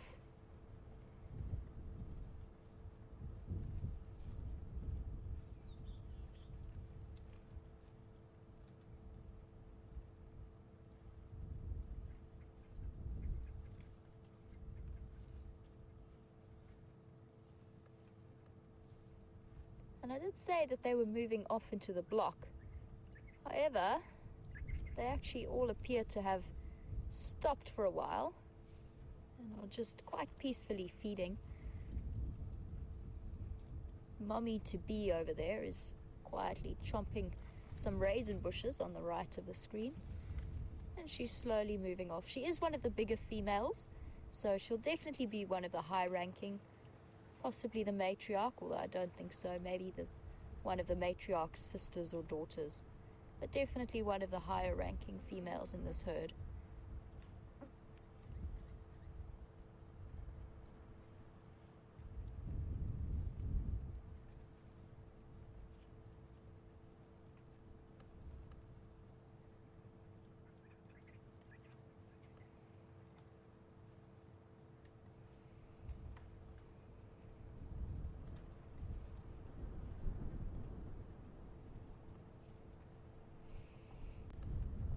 So in the next few months, depending on when this baby is born, it's going to have possibly quite a hard time ahead of it. And it has been a very, very dry season. I'm sure many of our regular viewers know that the rainfall in our rainy season last year was not fantastic at all. And unless we get some nice early rains, the vegetation cover and the dams are going to start to dry up. The vegetation's going to start to become less nutritious. And Dennis from Lakeville would like to know that given the huge distances that elephants cover during the dry period, would a calf born during this time be slightly more at a disadvantage or struggle or have a harder time of things at this particular time as opposed to one that's born in the rainy season? And I would definitely say there is a case for that. Not only do they have to struggle to keep up with a herd and move long distances, and elephant herds can be very good at sort of shepherding the little baby along and letting it stop to sleep whenever it needs to. But the nutrition contents in the food and the access to water is just that much more restricted. And for mom, those nutrients are essential for her lactation to produce the best possible quality of milk that she can for her baby. So the more her body is put under pressure, the more she's going to struggle to produce the milk that her baby needs. So it will be difficult times ahead, but we don't know that yet. The rains might come soon. We might get lots and lots of rain. The little one's just swinging his foot around, he's trying to kick the plants over just to see if there's anything better underneath it. But I think he's decided that the herd is moving off, and so should he. And it does look like this little one is the final straggler of the herd. So once he disappears, then we'll leave these Ellies for now. But definitely a wonderful sighting, and so cool to see that very pregnant female. We'll keep an eye out for her.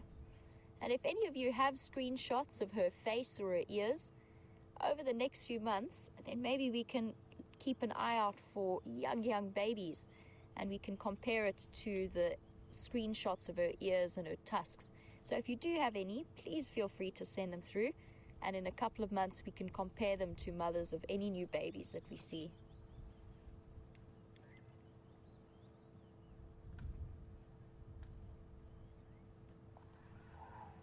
Ooh.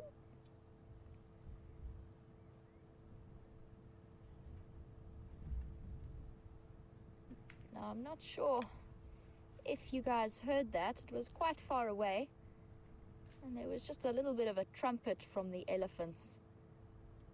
I'm not sure what happened in there. There has been a very, very large bull wandering around recently, and I'm not sure if maybe he got into their personal space a little bit. I know that he was seen by both Brent and James, as far as I know, on separate drives.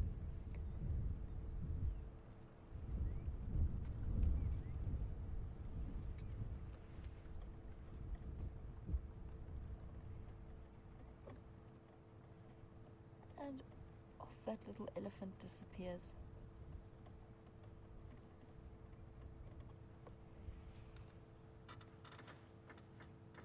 And that elephant dynamic and herd dynamic is so wonderful to watch. You can see how amazingly an elephant can disappear into the bush. Now, we are sitting, how far away are we? Maybe 70 meters? Yeah, about 70 meters from these animals. And unless you see them moving, Well, obviously we've got nice and zoomed in images from the camera, but from my position, unless you see them moving, even in the driest of weather, it's amazing to see how they disappear on that screen behind the trees. Now with Brian zooming out, you can see how amazingly camouflaged they can be, and you wouldn't necessarily expect it of an animal that large to imagine that they can disappear off into the bushes. But I have definitely had moments where I've been walking in the bush and stumbled across an elephant that wasn't feeding, just sleeping. And because it was sleeping, there was no sound to alert me to its presence, and you can get very close without seeing them first, which is why it's so important to stop and listen and be very careful as you move through, especially thick vegetation.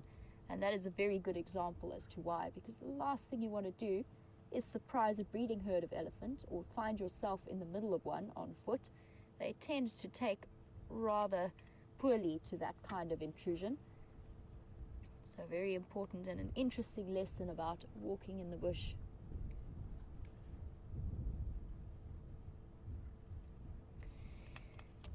So guys, I'm sure you're wondering what is happening with James and Sindile, and we have now lost our visual of the Ellies. They're moving off. So I'm going to send you back across to James, and I'm going to leave the sighting, say goodbye to the Ellies, and start heading back towards the Birmingham Boys. So I will catch up with you in just a few moments. Hi everybody, just as you came across to us, I'm afraid he did get up and move. And he's heading into the thick stuff. I will try and follow him, but if he does go into that drainage line, I'm not going to pressure him too much.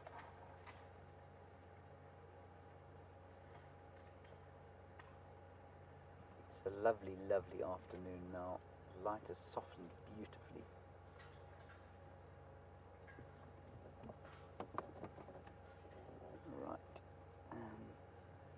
Andre, I'm going to attempt to move. Are you ready? Can I get up from my acrobatic position? Go, James. Excuse me on the radio 1 second, everybody. Animal is now mobile into the drainage line, I'm afraid.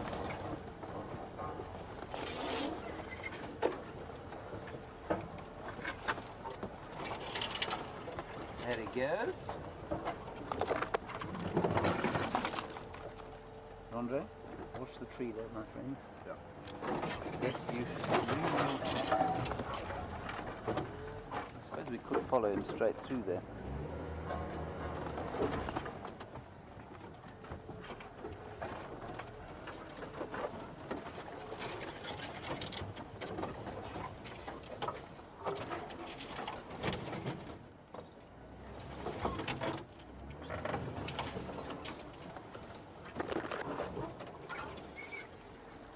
That's it, I'm afraid.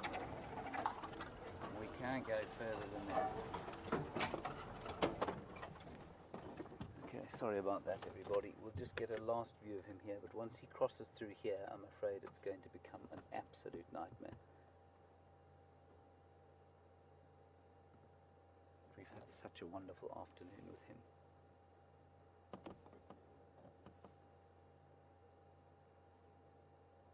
He's just dipped down into the drainage line. We'll see if he pops up the other side. I wonder if he doesn't just want a little bit of privacy. He's now, I can just see him there. Can you see him, Andre? He's now gone sort of to the left of your picture into the drainage line. Alright, we're going to try for one more view, and then I'm afraid we're going to back out of this melange of trees.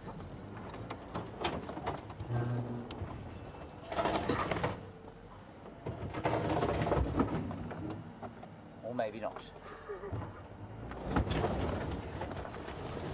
It's either the tree or a piece of Wendy.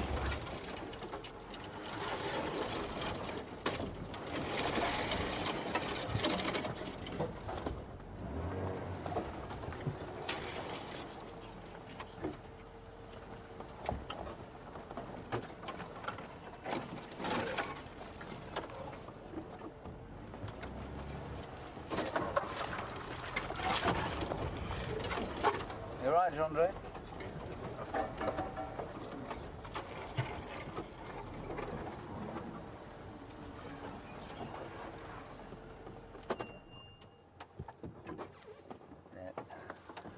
I'm afraid everybody, that's it. He's gone into the stuff down through here. So.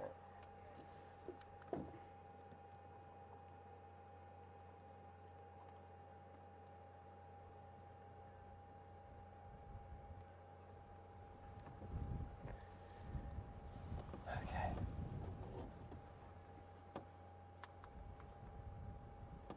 And just a question about where he is exactly. We are in the block between what's known as Rebecca's Road, Gowrie Main and Triple M. So about 2 kilometres from where we first found them, and that question came from James. Thank you, James. It's a rather eerie kind of knowledge you have of the property. Well done. I think we're going to have to pull out of here for now. He's gone through here and it's no longer possible for me to follow. And I'm not unhappy about that. I think he's been good to us. His mum's not here. He might be feeling slightly pressured. So I think we've had a great time. Okay, so if it's all okay with you, we're going to press on and see what else we might be able to find. Jean-Ray is nodding in agreement. Phew. And thank you for your comments about Jean-Ray and the palm leaf versus the oak leaf. I shall not wade in on that discussion. Okay, will you excuse me 1 second? I'm going to just get hold, don't laugh. I'm going to get hold of the game drives and just tell them we've lost him. Stations, this animal from this cub has gone mobile to the west and north into the thick stuff and through a drainage line. I'm unable to follow. Sorry about that. I've lost visual now.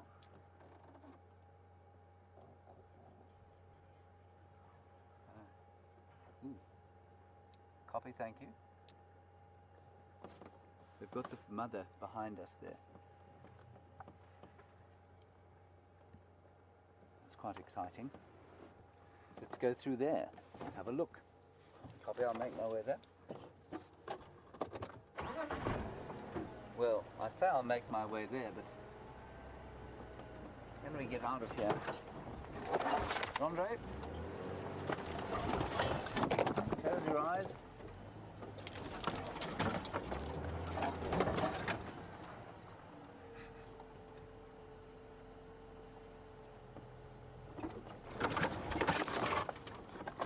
Okay, I'm actually going to wait here. Apparently she is in a stalk, and so I don't want to... just in here, she's in a stalk, and I don't want to ruin whatever she's doing.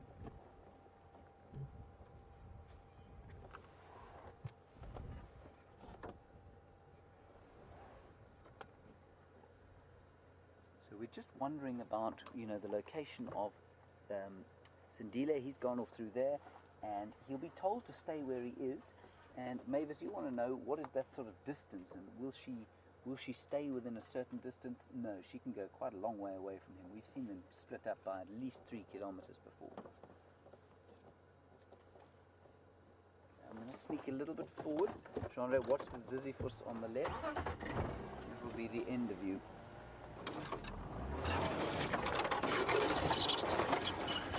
Sorry about that sound, everybody.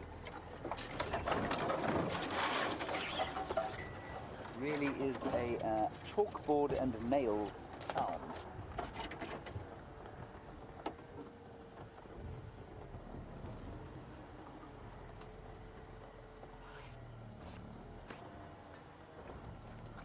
Is it a tree or a vehicle? It's a tree.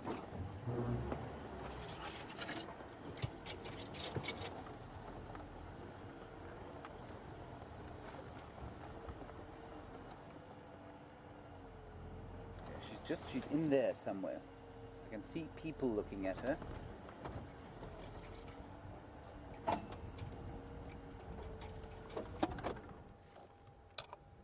she is. Sorry, just go again with that. Let me see her. How many minutes? No negative, thanks.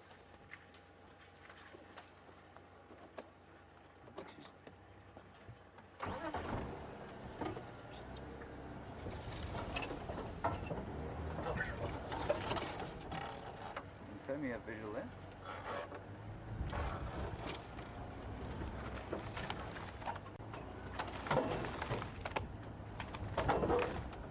Okay, got it. Yeah, they have got a view of her.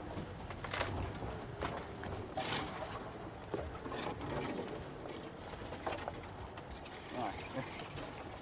This is quite exhausting. I feel like Brent's chasing the cheetah.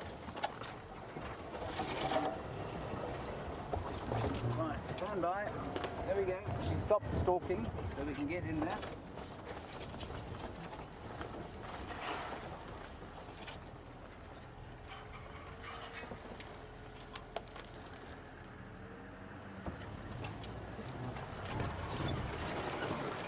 The car is now starting to make a slightly disturbing sound.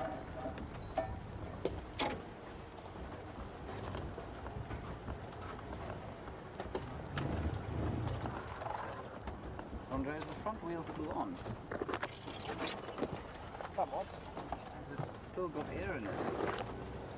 Yeah. Have given us a serious run around today.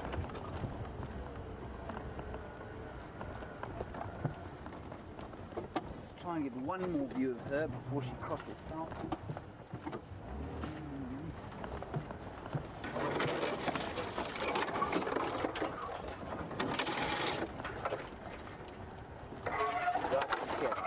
She's here.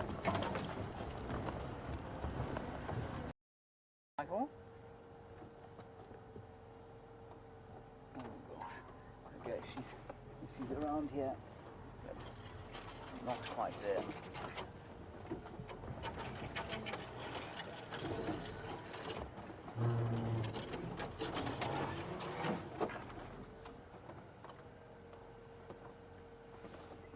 Mike, can I nip past you?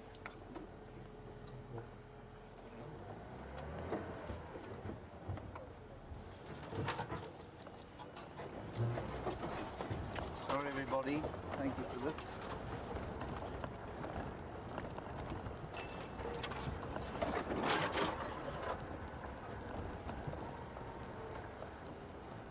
See ya. There she is. She's there. Got her, copy that.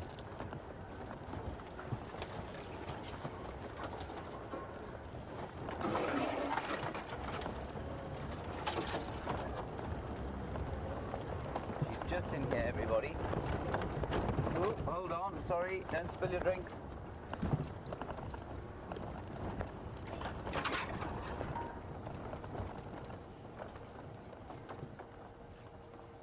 There, can you see her? You see her, Jandre? She's just, you see where the bushes are leaning over there? She's just straight through there. There she comes. There she goes. Beautiful.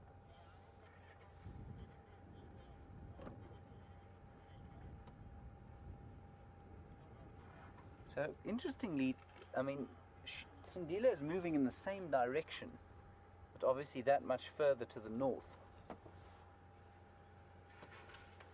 This is horrific terrain. She really knows how to pick it. Okay. Right, let's go round onto the road.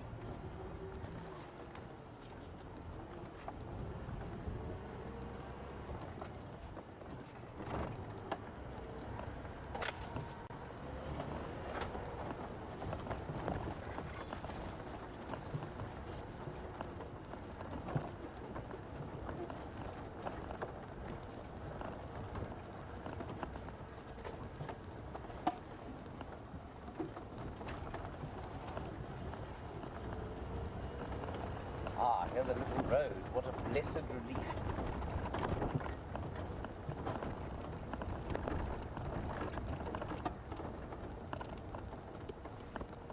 Negative, Mike. She was just kind of heading through here.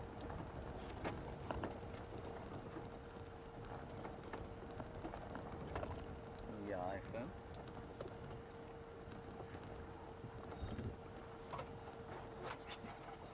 Okay, copy. Andre?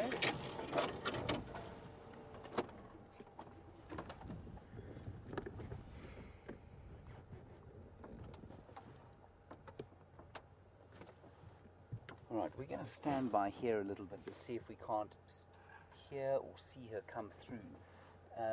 And I think we're probably pretty close by, but it's difficult to say, obviously, because she's so well camouflaged and she's moving through some very thick bush. So, lovely question from Marcos. While we sit here and wonder how close we are, how does it feel, you say, to be so close to a leopard? It feels incredible every single time, and it never loses its sense of majesty or awe. I mean, this is it's a profound privilege, especially when you've seen them on foot and you see how they react to us and how fearful they are of us. It's just so special to be able to move around them and let them behave completely normally. And you get so close sometimes that you really want to reach out and touch them, and obviously you can't do that, but that's the kind of feeling it engenders. Thanks, Marcos, and you might be a new viewer. If you are, welcome, keep watching, please, and tell all your friends. In fact, tell everybody you see on the street.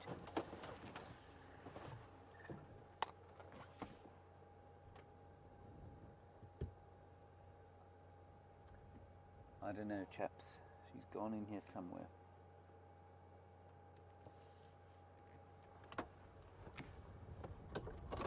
Just going to sneak a little bit forward.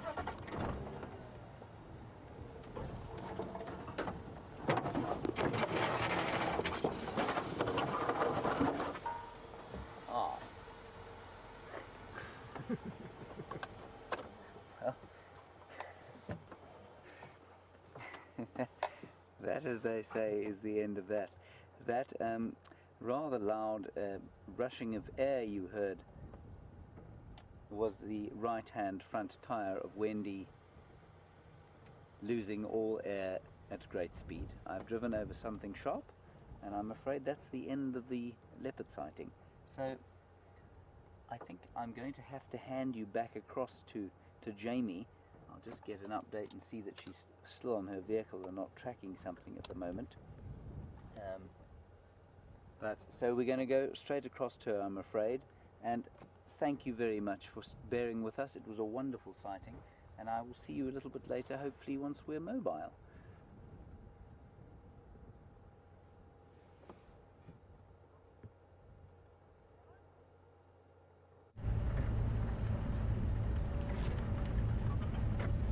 Guys, welcome back, and I hear that poor James, in his efforts in following Shadow and Sindile, has got a flat tire. So unfortunate stuff for him. I'm sure he'll be up and about changing it, but if you would like to know what we're up to, well, we are just making our way back to where I left those the Birmingham Lions a little bit earlier. Sorry, I've been speaking on the Game Drive radio, so the language shift sometimes still happens. So while we're going in that direction, I was actually thinking about a story for you, and I was looking for a piece of, the story actually came into my mind because I was looking for a piece of quartz to show you, or even a piece of mica, and this isn't really the right area. I haven't seen that much in the way of quartz, and for those of you who aren't sure what I'm talking about a special type of rock, very nice shiny type of rock. And mica is also a very flaky mineral. And where the reserve that I used to work on, there were lots and lots of quartz and mica mines in the sort of 30s, 40s, 50s. And one of these was known as Lady Godiva Mine. And I'd heard, when I first started working there, I heard stories about this place as being a place that none of the locals would go to, because so many workers had died whilst they were mining. And it was, you can imagine, in the 30s and the 40s, in this area there was not much in the way of safety for any of the local miners. So all of the guides who came from this area absolutely refused to go there. They said that when you go there, the birds are completely still, it's too quiet, there are definitely spirits around that area. So naturally, me being me, I was desperate to go and see this place, and I drove all the way out there. And it is one of the most stunning views I have ever seen in South Africa, and that is saying a lot because this country is truly beautiful. And I did get there and I soaked up the view and enjoyed it. And for about half an hour I was up there just thinking, you know, this is ridiculous. It's such an incredible view. Why is everybody so scared to come to this area when they could be soaking up this beautiful sight of the river crossing underneath this mine? And it's sort of just after sunset, that time when it starts to get dark, it started, you know how your mind plays tricks with you. And I really started thinking about it, and it was absolutely true. I didn't hear a single bird while I was there, which is very strange for being next to a river. I didn't hear an insect, I didn't hear an animal, and the wind started to sort of gust in just the way it is now. And it was a truly eerie feeling. And I did leave quite shortly after that. I was on my own up there. I was very far away from any camp or any lodges. So I left fairly hastily, and it took me a good couple of months to gather my courage back up and head back across to that mine. And after that it was fine. I explored all of the old tunnels. There were a lot of old abandoned mine carts. Absolutely stunning area, but it was never truly fully comfortable. I never felt completely secure. So just an interesting insight into some of the superstitions that there are in these areas. And we're not far from these lions yet. The reason I've chosen to take this road is just in case they did decide to move, then at least I have checked this road for tracks. I haven't seen anything yet.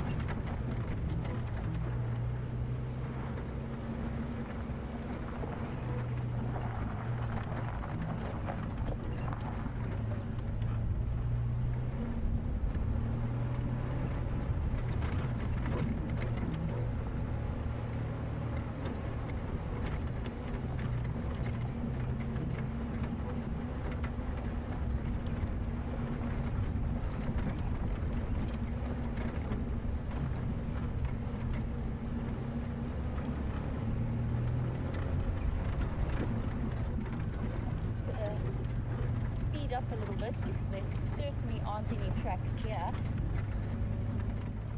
Getting close to looping around, and it is the perfect time of day for us to be going back to these lions. It's nice and cool, so if they are going to be getting up and about, now would be the time to do it.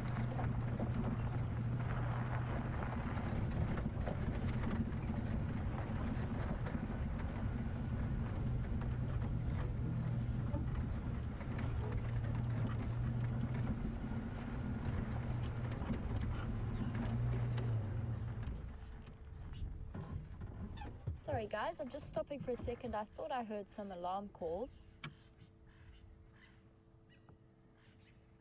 And I can hear lots and lots of bird activity. You can hear the arrow-marked babbler. We can see the Cape turtle doves sitting on the top there. You can also hear some drongos, fork-tailed drongos, and some crested francolins. So lots of calling around here, but not the alarm calls that I thought I was hearing over the sound of the engine. And just while we set off again, it was a lovely view of that Cape turtle dove silhouetted in the sky. Sure. And lots of bird noises. I think we might have just stumbled into a bird feeding party. So a lot of different species of bird will move together at the same time and forage together, and that just means a little bit of extra security in terms of alarm calls and enough eyes in the area to see if there's any kind of threat. And if there is a threat, like a bird of prey, something like an African goshawk or a shikra that does hunt other species of bird, then a large group of birds will actually try and mob it, especially something like a fork-tailed drongo. So I think we've just in a bird feeding party, which was why I was hearing all those calls all of a sudden.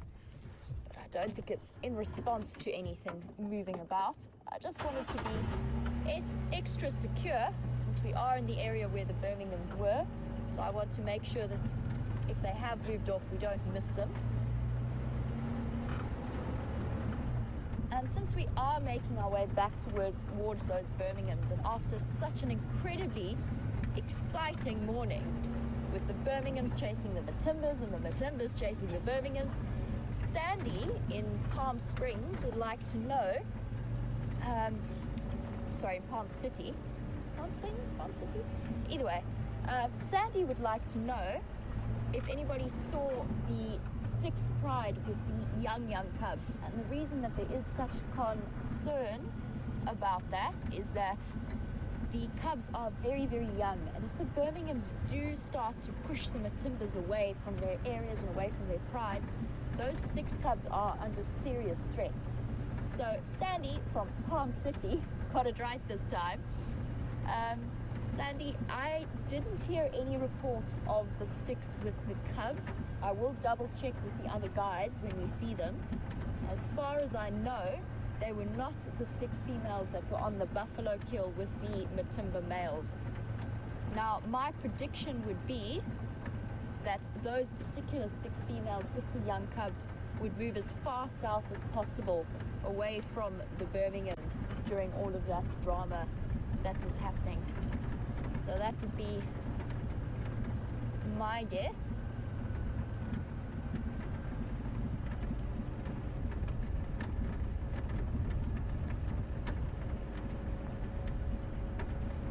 And we are going to get some very interesting lion dynamics playing out over the next few months, especially if the Birmingham Boys, as young as they are already starting to think about challenging or just getting an idea of the Matimba males and what they mean.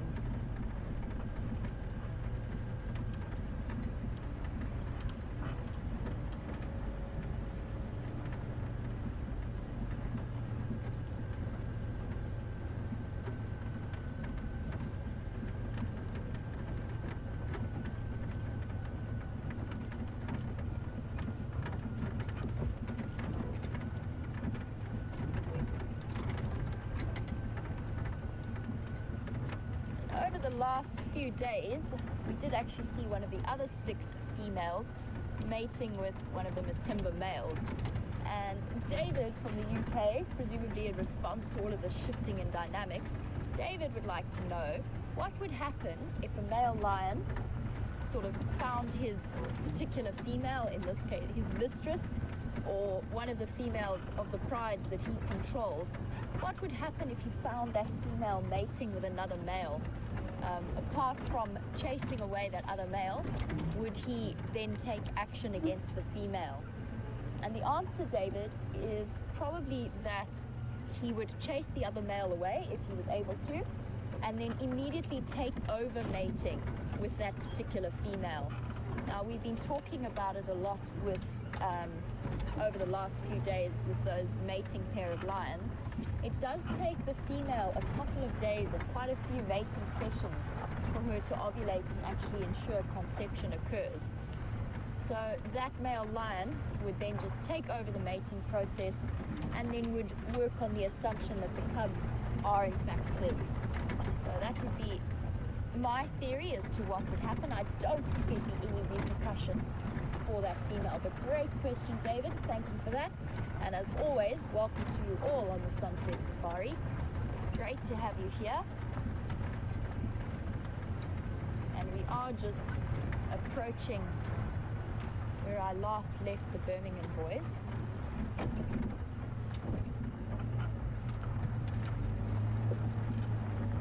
And it is a bit of a thick block, guys, so please do bear with me as we make our way in here. There's going to be a bit of crashing. Luckily, the path has been eased for us slightly by the passage of other vehicles making their way to and from.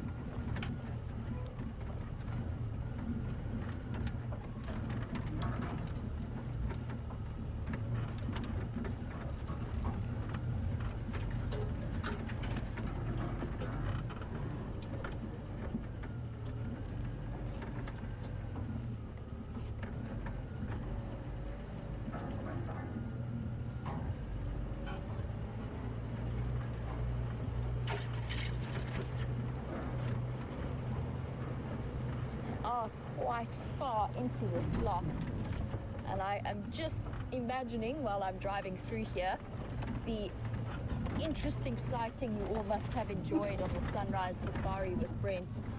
To try and follow these lions as they ran in here must have been incredibly exciting. Big log.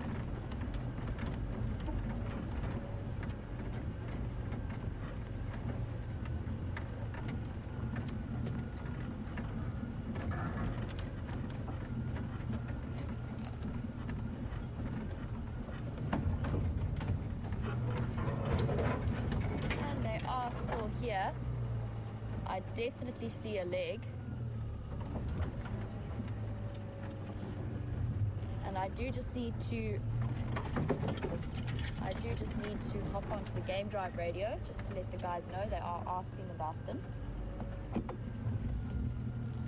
Afternoon stations, the Birmingham and Gala are still here, just north of Mumba Road. There's only one of us at the sighting at the moment.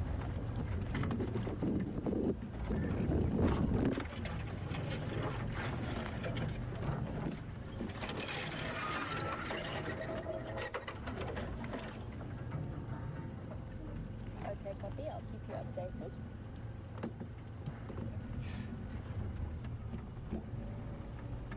That's affirmative. We're going to be here for a while still.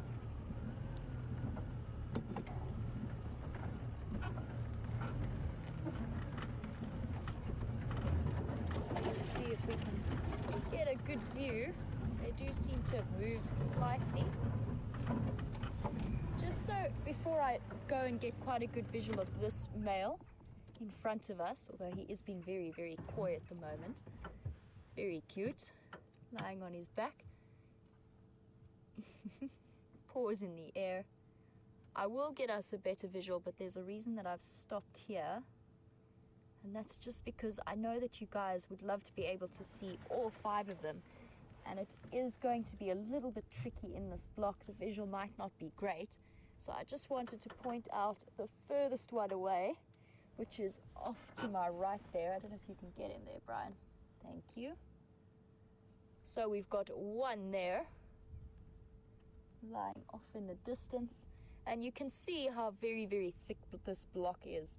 So we might not try crashing our way through there just yet, unless we absolutely have to. There's a lot of trees in the way. But I just wanted to show you so that you know, I promise you I'm telling the truth. All 5 of them are here. So now, let's see if we can get a good position. There's at least 2 off and to my right there, but I'm going to move forward so that maybe we can see them. It is still going to be a little bit noisy.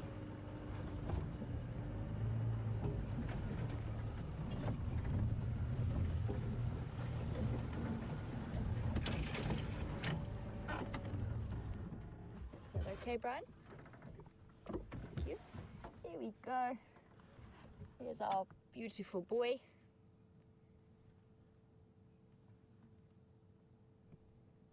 This does look like one of the younger ones. It's not the one that I saw limping earlier. Now, I could be wrong, but I believe that the largest one in this group is known as Blondie, and I do think he's the one that is limping around a little bit. Nice big yawn. It's been a hard day for these boys. They're definitely adopting quite a challenge. Here we go, and again, very fearsome looking teeth.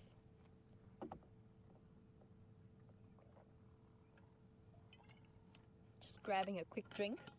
It's been a very dry, very warm day. The August winds are blowing now.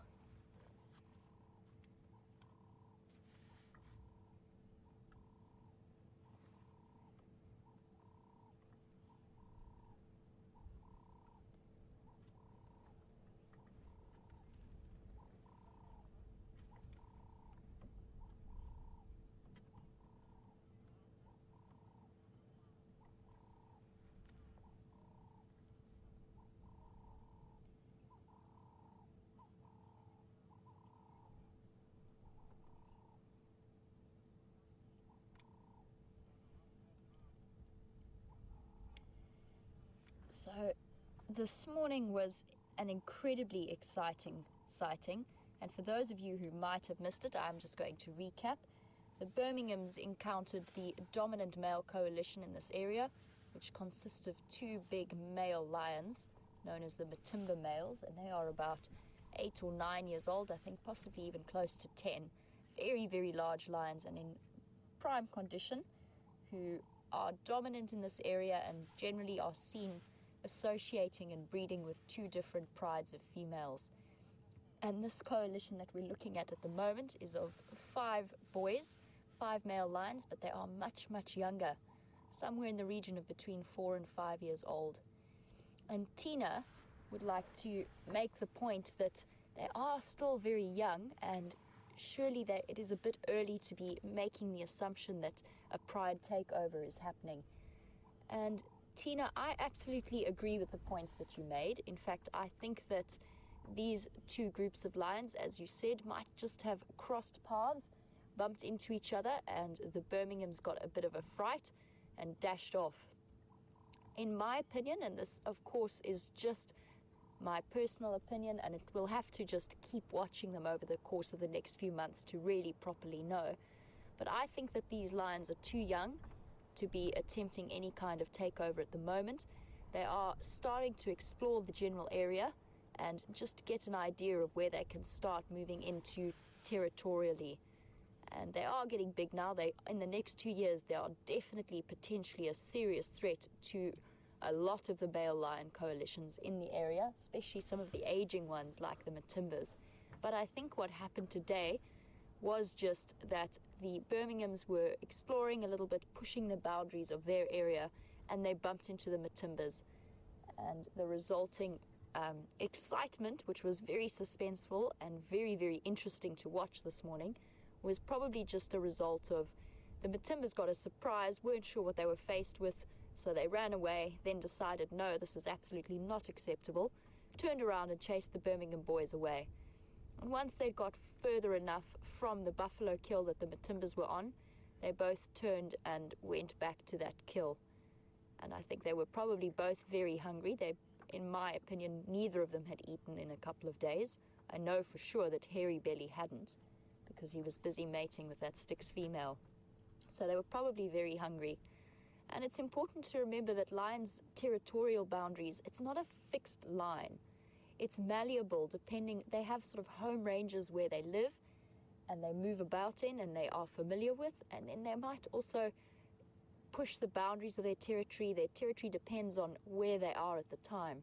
So they're comfortable in the south at the moment, but they don't feel the need to come and chase the Birminghams any further north, although I think they could if they wanted to. So Tina, yes, agreed. They are too young, in my opinion. Of course, we could be proved completely wrong, and in the next few months, we'll just have to keep an eye on their behavior.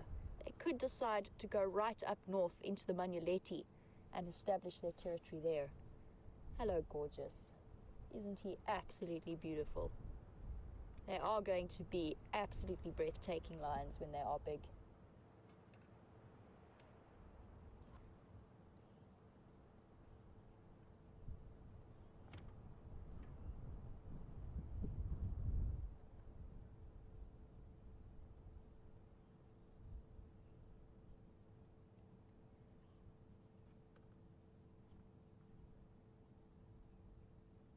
So we're sitting with the Birmingham Boys, and that seems like a very interesting name for a group of lions. And we're talking about the Matimba males, we're talking about the Styx pride, we've been talking about the Nkuhuma pride. And Bob from Texas would like to know where all of these various names come from. And that is a particularly good question. I'm very, very curious, especially about the name Birmingham Boys, which I think is quite a lovely alliterative term for these 5 young males. I am working on the assumption that they come from the Birmingham Pride. So generally what will happen is the Pride has a name, and if they have cubs that are males, then those males will keep the name of that Pride. And so if these guys came from a Birmingham Pride and then split off, they will still be known as the Birmingham Coalition or the Birmingham Boys. The pride names, I imagine, is a lot to do with where they've come from or possible stories around them. The only one I know is one that Brent actually told me yesterday, which was the Nkuhuma Pride. And apparently Nkuhuma is the Shangaan name for, give me a second because it's just gone out of my head. It's a species of tree. And it is no, it's gone. I can't remember which particular species of, it's the red ivory. It's the red ivory tree, I think. And they were called, the Nkuhuma Pride of Lions was called the Nkuhumas because they were found under this particular species of tree for the first time. And nobody had any idea where this pride came from. They were completely unknown. They must have pushed in from Kruger. And one of the other guides found them under this particular species of tree and named them the Nkuhuma Pride. So I know the story behind that name. The Styx, I'm not sure. It must be something to do with the river Styx, some kind of mythology, or Greek mythology or Roman mythology in there. I'm not entirely sure. But I will definitely be looking into that because I'm very, very curious to know. I'm sure some of the viewers might know. So if you guys do know a little bit about the history, if you've been watching for a couple of years, please feel free to let me know. And you can do that or send through questions on #SafariLive on Twitter, or you can email through to questions@wildearth.tv.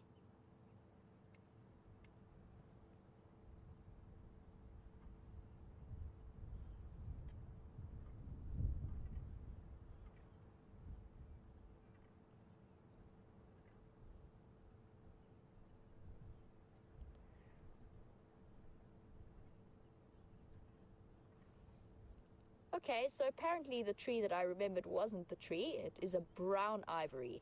The Nkuhuma means brown ivory tree, and it was when the Nkuhuma Pride were first spotted by a brown ivory tree up in Buffelshoek by some dam in that area, spotted by one of the guides for the first time. So thank you for that. An interesting correction. I've got so much information going through my head at the moment, as I'm sure you can imagine, starting in a new area, that there are certain bits that are not sticking at the moment, so I appreciate that. However, while we stay with these lovely flat cats and see what they do, I'm sure you're all worrying about James and wondering how he's doing. So he is back up and on the road, and I'm going to send you across to him for a catch-up, and I will be back with you later.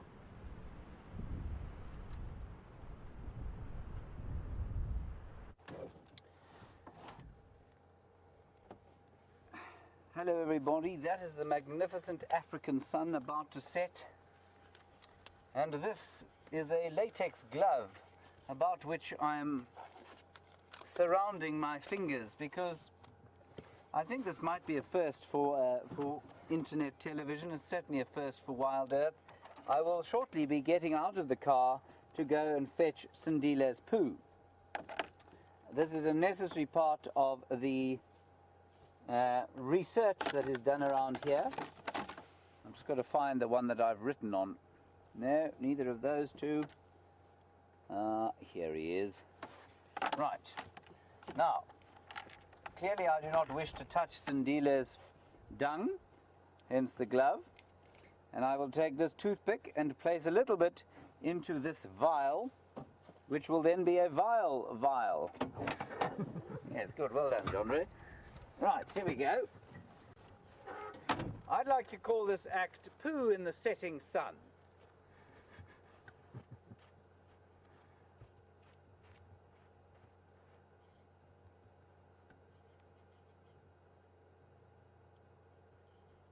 There's quite an odour. I've almost got it. How's that, John Ray?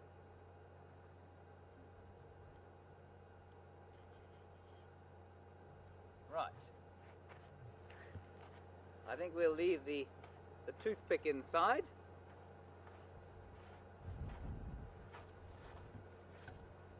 So like I say, an extremely important part of what gets done in the Sabi Sands. If I wasn't clear earlier, there's a huge research project going on with all of the leopards around the Sabi Sands.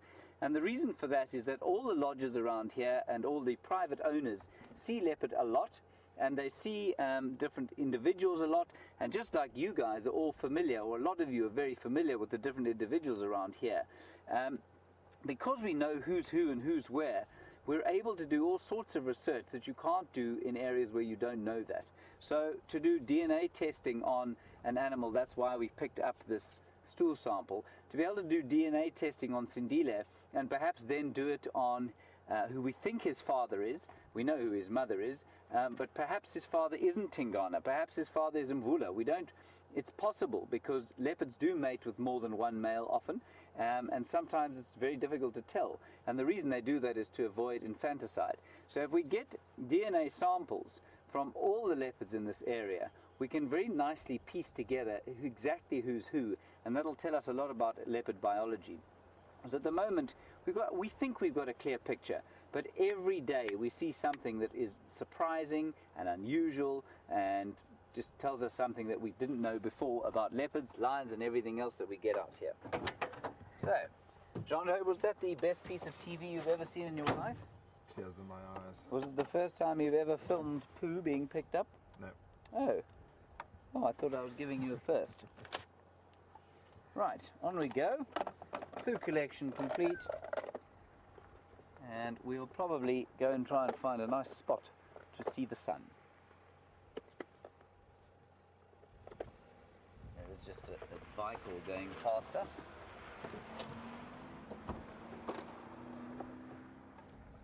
Beautiful sun. I wonder if we should probably just stay here. And I'll tell you a little bit about what I can hear and what I can smell. In fact, first I always do this, Chandra. I'm going to ask you, what can you smell? I'm not sure if you showered last night, James. Chandra, don't be amusing.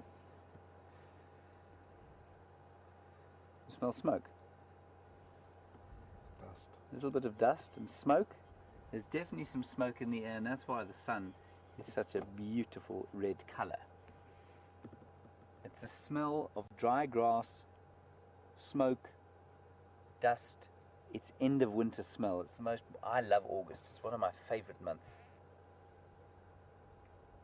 It's just filled with a growing expectation for the new growing season. Beautiful. And all these winds that sort of come and clear off the last of the leaves.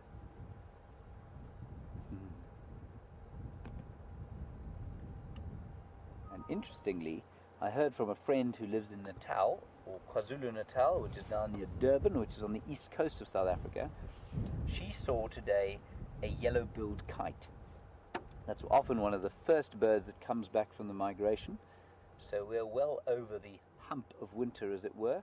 And what I'll be looking out for here is, of course, the arrival of the WildEarth eagle. That's often one of the first ones that we get back here.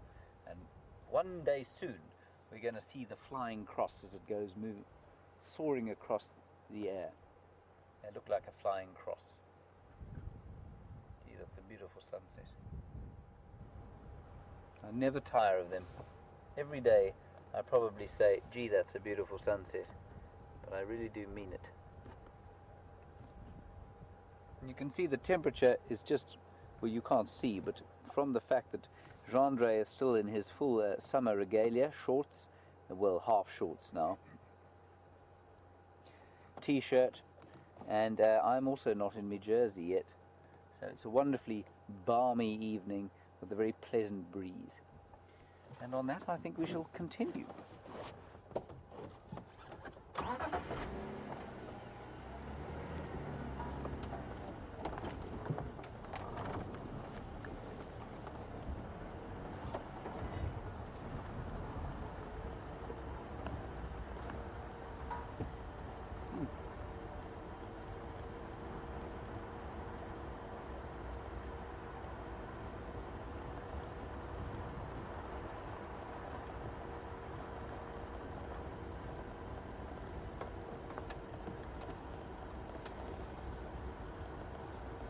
So, an interesting question from.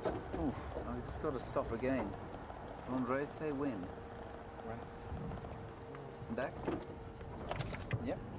Sorry. While I answer this question from Lynn in Canada, you say it's called the Sabi Sands, but where's all the sand coming from? Lynn,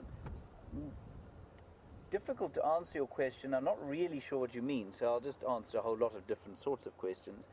There are two major rivers. One of them is the southern boundary of the Sabi Sands, and that's the Sabi River, and the other is the Sand River, which cuts right through the middle. I think it's just called the Sand River because it's got a very sandy base, and there are lots of areas where it isn't so. It's not very reed. There aren't many reed beds in some areas, and it's got a very sandy base. It's a fairly typical low-filled river, but it was just called the Sand River. And the dust that you can see around you now, perhaps you're meaning that, just comes from the very ancient weathered rock that has formed the low-felt. Low-felt, of course, means lowlands, and you can just see the sun dipping there below the mountains, and that's the escarpment that leads up to the Highveld, which is basically the highlands. So we're in the lowlands of South Africa, about 450 meters above sea level. That's about 1,500 feet above sea level on average. Gentle undulating topography and very ancient. It used to be a sea, and then there was a whole lot of tectonic activity which shifted things around a bit, and basically most of the soils here are granite derivatives, but they're very ancient, and so they're very sort of nutrient poor on the ridge crests especially, and when the wind blows, especially during the dry season, it does whip up a lot of dust. So Lynn, I hope that answers your question as we watch the sun dip below the Drakensberg there. Probably another 25 seconds. 1, 2, 3, 4, 5, 6, 7 chimpanzee, 8 chimpanzee, 9 chimpanzee, 10 chimpanzee, 11 chimpanzee, 12 chimpanzee, 13 chimpanzee, 14 chimpanzee. I'm going to be wrong, aren't I? 15, 16, 17, 18, 19, 20, 1, 2, 3, 4, 5. I was wrong.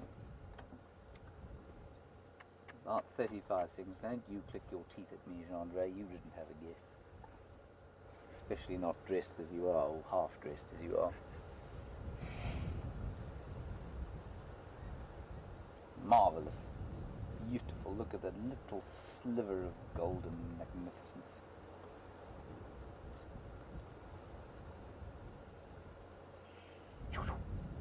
And the lights are out. Okay, on we go.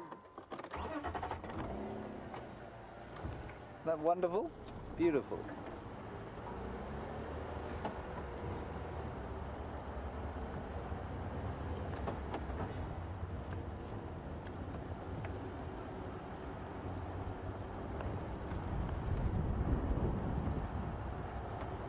A little bit nippy now with the wind. But not too bad. So this is where we found Sindile, and Shadow, just in there earlier on today. If you just joined us, there are some impalas. I'm not going to drive off road for them, so I'm just impala antelope over there, enjoying the setting sun. We'll just stop very briefly to have a look at them. They're having a bit of a graze, and they'll try and move out into some open areas as the night starts to fall.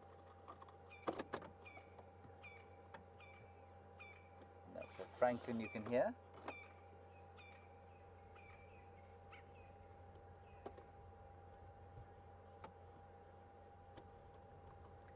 And you will start to notice, Jean-Andre, I can't see what you're looking at exactly, but you will start to notice now the females starting to swell about the belly.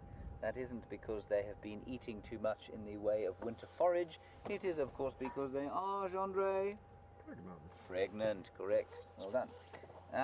So the females are all pregnant, just about, and they will drop their lambs at the beginning of the wet season, which will be at the end of November, all of them together. So their females will start to get quite a lot fatter as the dry season progresses.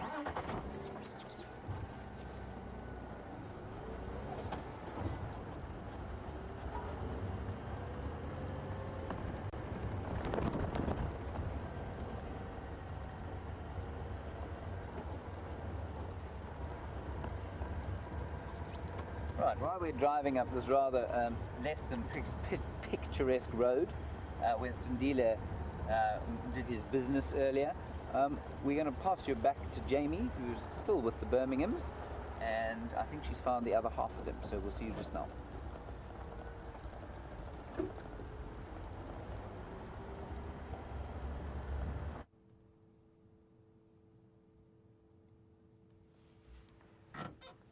So guys, welcome back, and I'm glad to hear that James is back up and on the road and chatting a little bit about impalas and when we're going to start to see signs of their pregnancies.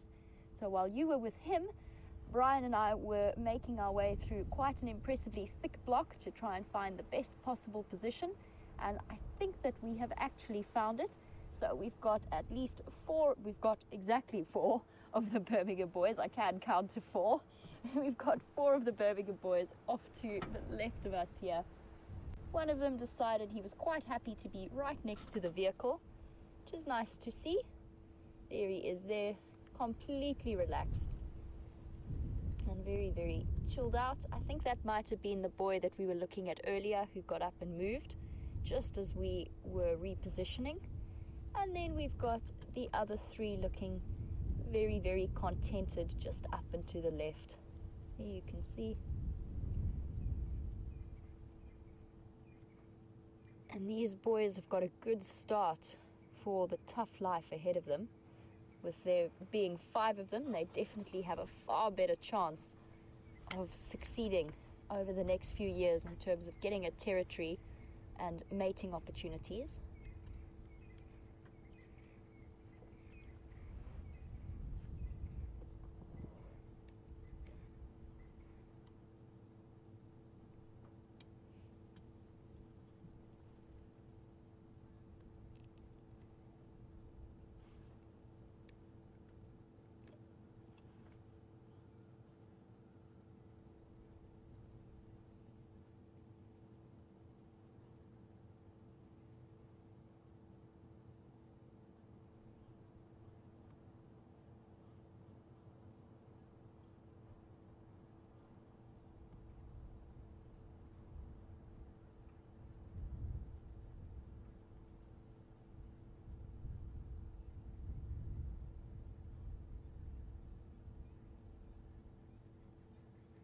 So guys, a big thank you to John, Naomi, Tina and Linda for all of your information about the Birmingham Boys.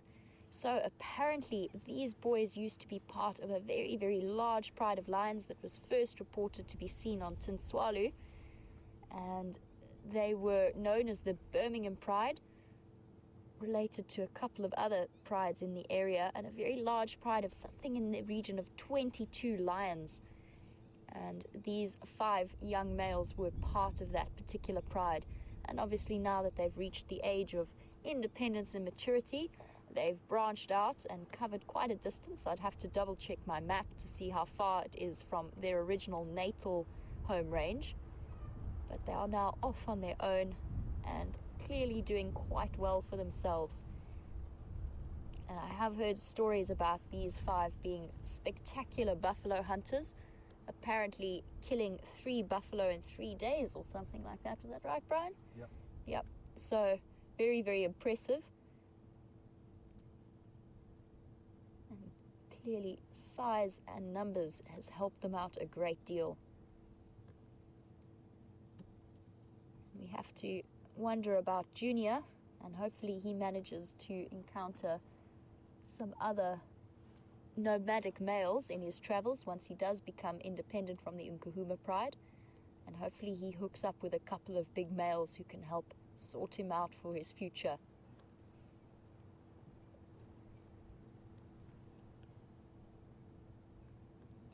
And I'd love to know what went on in these boys' minds when they were running away from the Matimba males. At what point, because this is pretty much exactly where Brent left them this morning. So I'd love to know how they knew that, okay, we can stop here, this is safe, and what it was that communicated that message to them. How did they know that the Matimbas had reached that point that they weren't going to chase them anymore? So really, really interesting, and not a question I have an answer to, just one I'm putting out there for a bit of food for thought. I'm not sure if it was due to the vocalizations of the rolling over. The other one got a bit of a fright at the movement of his buddy. I'd love to know what made them make that decision.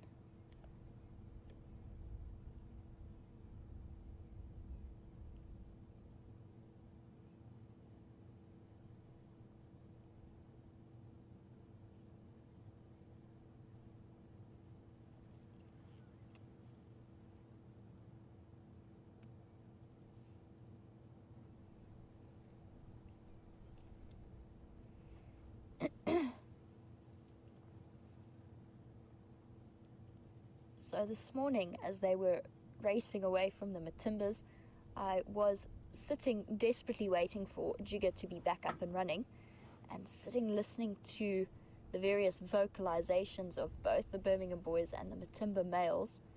And the lions can actually distinguish when they listen to those vocalizations, those very deep territorial roars of the males. The lions that are on the receiving end of those calls are very much able to determine how many pride members are calling, how many coalition members are calling, and how large and how mature they are.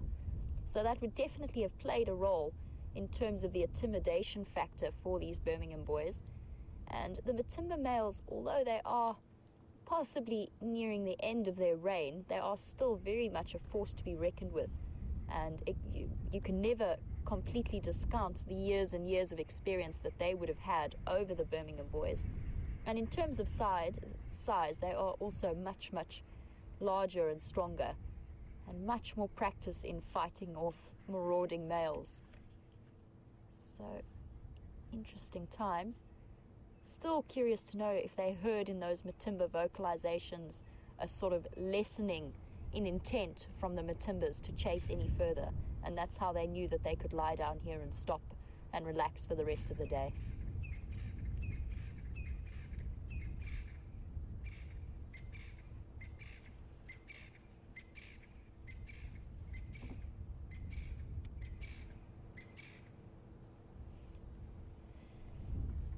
So over the next few years, we were talking about how incredibly advantageous the size and numbers of this particular coalition is going to be for these Birmingham Boys. And Brian from Toronto, welcome to the Sunrise Safari. Brian would like to know if these particular males will stay together for the rest of their lives. And the answer is very possibly. It will work at best for their advantage. However, it's not unknown for large male coalitions to split up into different groups and sort of dominate slightly different areas and different prides. So it could be in the next sort of 3 to 4 years, once they have really established themselves and removed any competition from the area, that some might split off and move about on their own. And the Matimbas are a very, very good example of this, because as far as I know, the Matimba coalition actually consists of, and you feel free to correct me if I'm wrong, I'm still learning the area, but consists of something like 7 males. But the 2 that we see regularly, Ginger and Hairy Belly, they are sort of generally off to their own, and the rest of the coalition moves about in different areas, sort of neighboring areas. So it's a possibility that they could split, but I don't necessarily think so. Oh, so sleepy.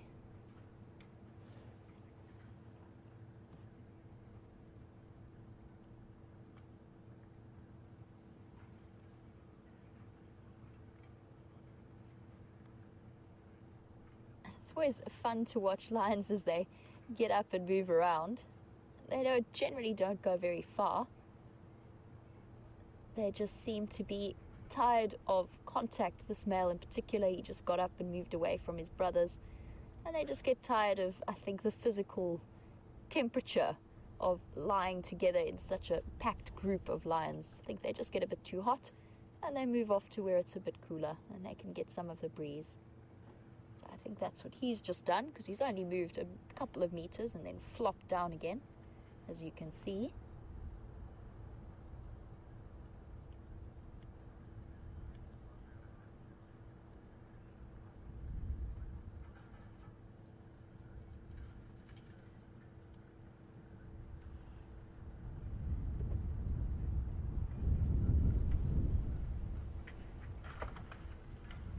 So guys, there is another vehicle coming into the sighting. I'm just going to make sure that he's seen where we are, although I think he has.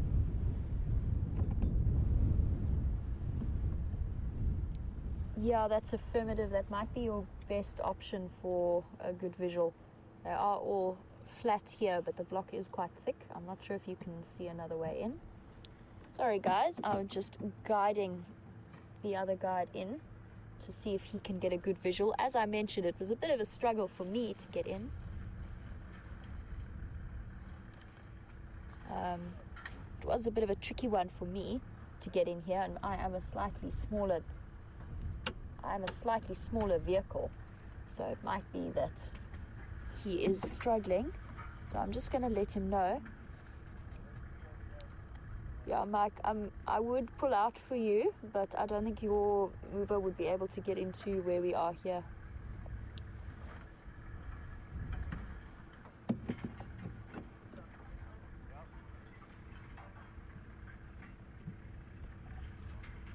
Sorry guys, just making sure that everybody gets this amazing opportunity to see these other males.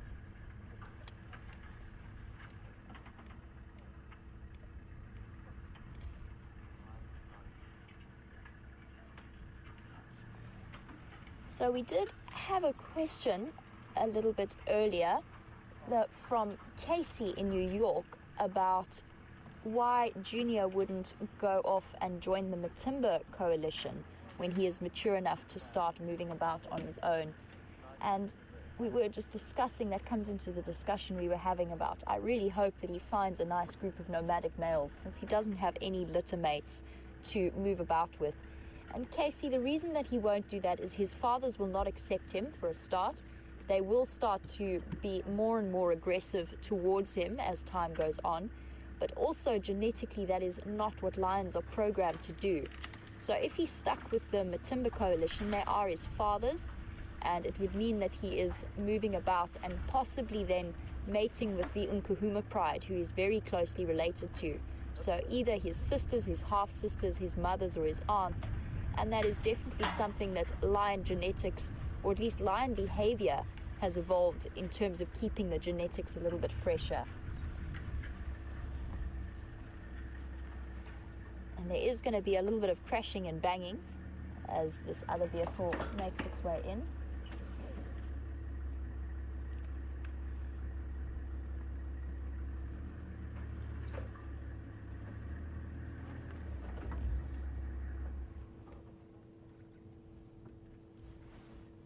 Okay, so they've settled there for now.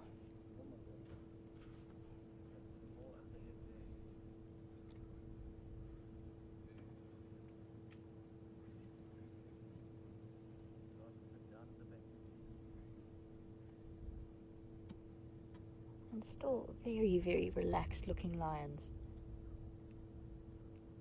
But I noticed when that one male got up that they don't look particularly overly full.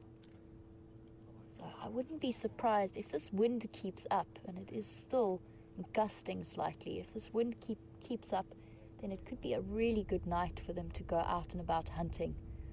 Because on these windy days, the prey species are just robbed a little bit of their sense of smell and hearing, and they might be able to sneak up on them a little bit better.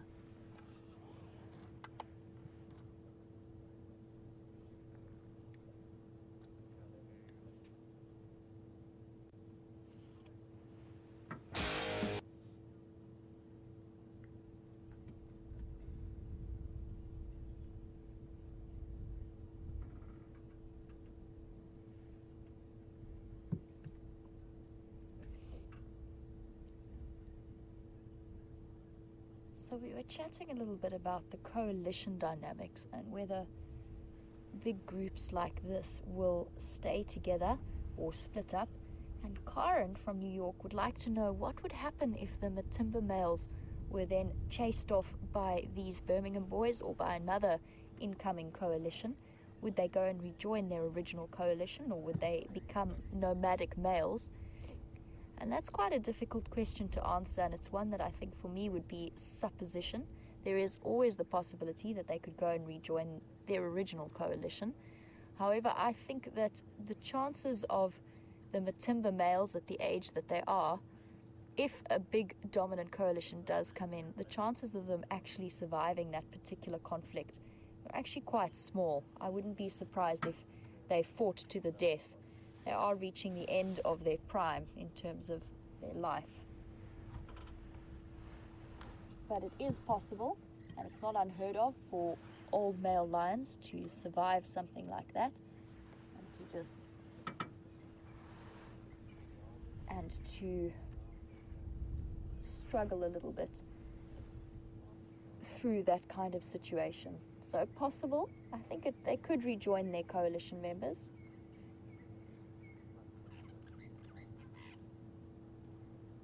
We're just going to have another look at the male behind, and to the back there. And he is just lying right there, still where we've left him. So these males don't look like they're thinking of hunting anytime soon.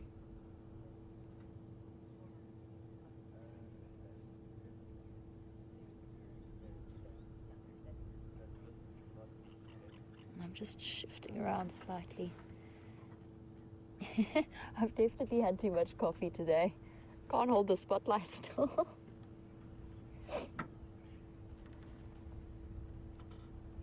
want to shine it directly in his face, but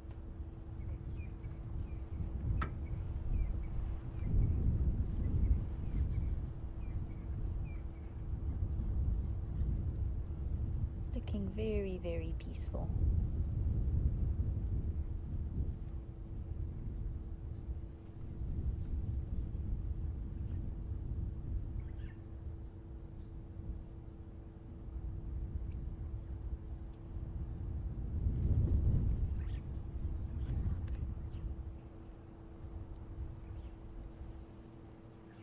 What an amazing way to spend an evening, surrounded by these glorious male lions, listening to the wind gust, having just watched the most spectacular sunset. And how iconically African is this? Listening to the sounds of the drongos going to sleep, and just watching this group so relaxed after the excitement of the morning. And you can see how relaxed this particular boy is. He's got his feet right up in the air.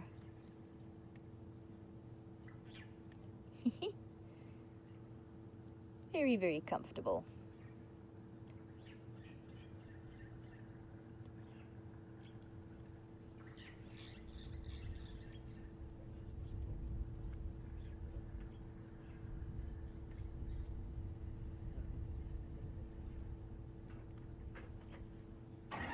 So as I mentioned before, these boys are fairly young, and I think that they are probably too young to try and get any kind of takeover going. However, they are sexually mature, so they could be able to mate at this point.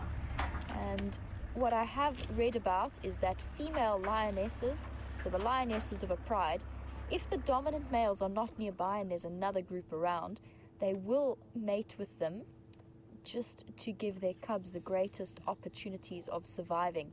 So they try and confuse the nomadic males into thinking that the cubs are theirs, and thereby ensuring a far greater chance of their cubs' survival. So it could be possible that these guys snuck in a sneaky mating session, maybe on the outskirts of one of the pride's territories. They might have been able to. I don't want to shine directly in his eyes, but look how beautiful he is. And he's got hay fever as well. I know the feeling. I'm also suffering today. I think it's the dry and the dust. So it's possible that they have had a chance to mate. However, it's going to take them a little bit more time and a little bit more growing and experience before they are effectively take over a pride that they regularly associate with.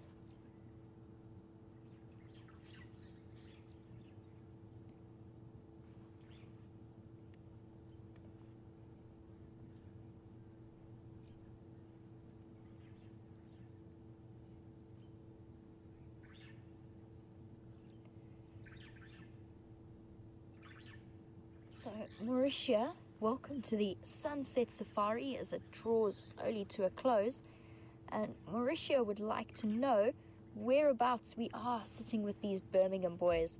So just to give you a little bit of an update on the area and what happened this morning, we are on Djuma. We are by Mamba Road on Djuma Game Reserve, and they were chased by the Matimbas from the property just south of our boundary on Gowrie Main.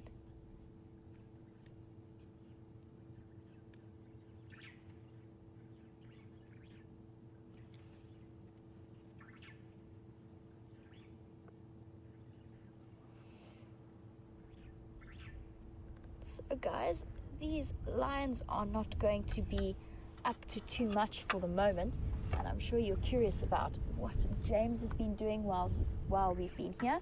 So I'm going to send you back across to him, but never fear, we will stay with these guys and right up until the end of the Sunset Safari, just to see if they get up and do anything interesting. So I will see you a little bit later.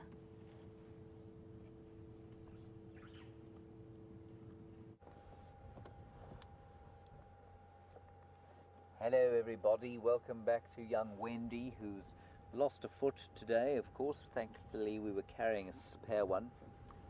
We've just stopped briefly next to a little herd of zebra, which are quietly and peacefully grazing off into the darkness.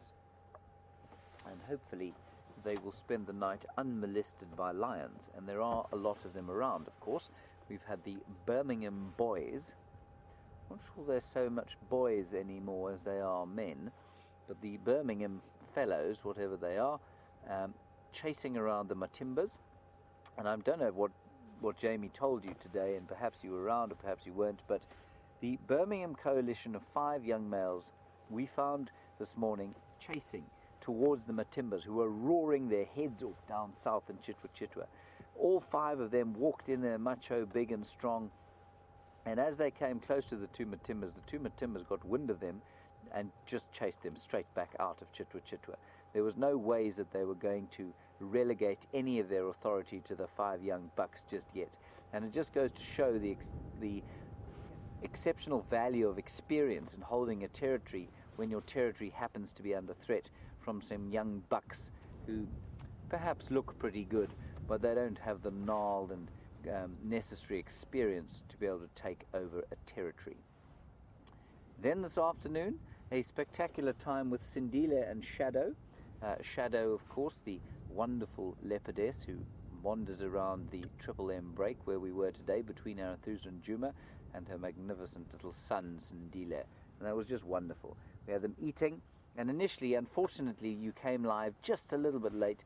There were 3 warthogs in the sighting with the 2 leopards, which was very spectacular indeed. Then, of course, we had our nasty little puncture. Gendre lost most of his clothing, which has left me feeling slightly nauseous for most of the afternoon. But I'll hopefully recover as we go on home. So, just a quick thank you to everybody involved in the drive, and by everybody, I mainly mean you people who've watched us. Thank you. We really do appreciate your eyes. We appreciate the fact that you talk to us. So thank you for all your questions and all your comments. They really are much appreciated, and some of them, especially regarding Gendre's wardrobe malfunction, were tremendously amusing. Thank you very much. So a big thank you to Gendre on the camera, and a big thank you to Tara and Louise in the final control. And I'm going to hand you back to Jamie and Brian now for a last look at the Birmingham Fellows, and I'll see you in the morning in the magnificence of the golden African dawn.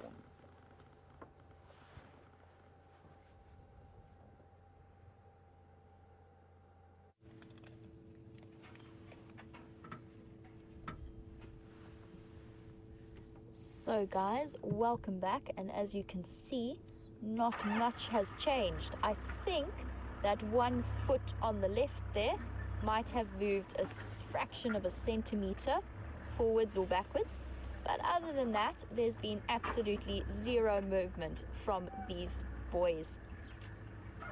I'm not even sure about that now that I look at it. Oh, look, some feet are moving.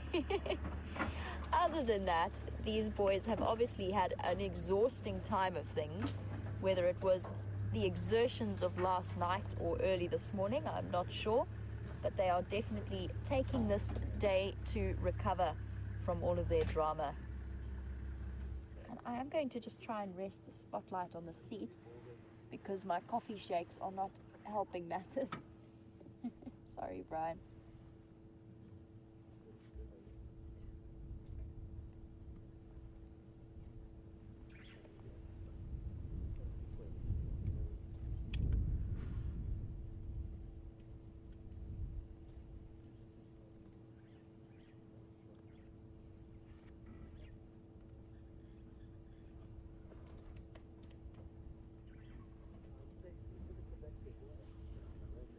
So we were talking a little bit about how females might mate with other males to ensure the safety of their cubs, and Rosalie and Kaylin would like to know how male lions recognize that the cubs are their own. And well, they certainly know which lionesses they were mating with. So I think what happens is that they work on the assumption that when those lionesses give birth, those cubs are theirs. And you may even see within a coalition like this, if a female is in estrus, it's not uncommon for both males or another set of, not more than one male from a coalition to mate with that female. So they work on the assumption that the cubs are theirs if they know they've mated with that lioness. And I also think there is a sense of genetic recognition. They do know each other. So I hope that sort of clears up the question. They know which prides they've been dominating and mating with. So they will know which cubs are theirs. And when in doubt, they will, if other males have taken over a pride and they don't think the cubs are theirs, then they will kill them, which is why those females are so clever in the way that they might sneak in a mating session with a strange male that's moving into the area. So guys, an incredibly interesting morning. From my side, just in case you were wondering, because I know that you heard from James about the exciting morning, from my side, Brian and I spent a lot of time desperately listening to the audio and the exciting things that you guys were all seeing. So an amazing time was had on the sunrise safari. Those lions definitely provided some entertainment. And how cool is it that we can now sit with them this evening and just spend a little bit of time, see how incredibly relaxed they are after all of the drama. The Birmingham's chasing the Matimbas chasing them back, and Brian and I desperately trying to get Jigger back up and out on the road again. So we missed some of the action, but we are so glad that most of you guys didn't. And if you did miss the sunrise safari, it is very, very exciting, and we are looking forward to what happens in the future. So guys, after a very nice afternoon, we got to spend some time with the lions and then with that lovely, lovely Ellies. And of course, you spend all of that time with Shadow and Sindile. Isn't it so special that we can do these kind of stories and share them?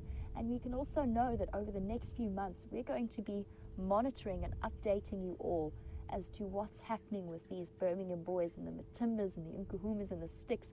There's a proper drama show that could possibly develop around here. So it's really going to be an amazing time to stay and watch the dynamics, and it's cool that we can share it with all of you.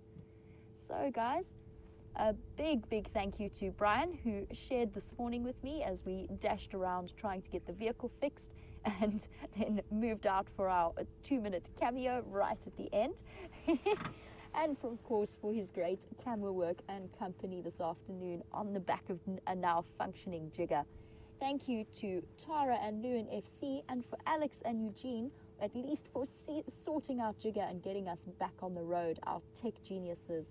And thank you to all of you guys. Have a great day wherever you are, and thank you for joining us on this sunset safari. Cheers guys.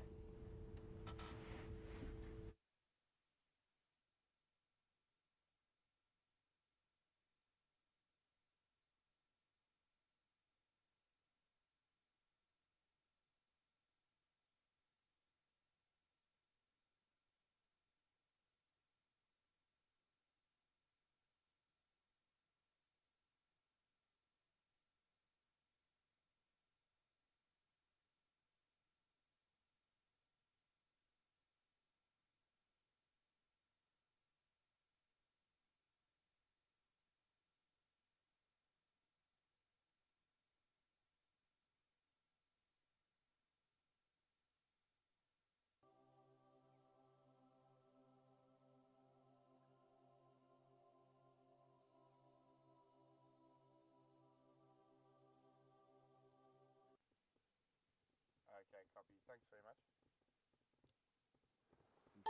Unfortunately, we walked and we told the guests, don't worry. So guys, I'm just getting... We're now probably 200 meters. Start getting a little bit more cheeky. Stuff is posturing at the beginning stage.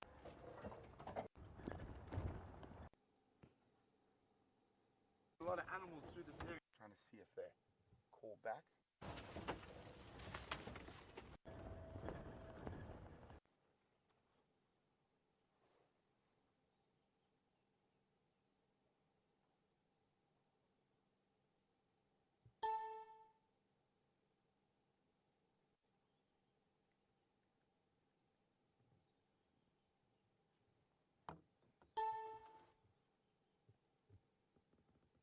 staring directly towards where the Matimbas were coming from, listening intently, trying to see if they call back.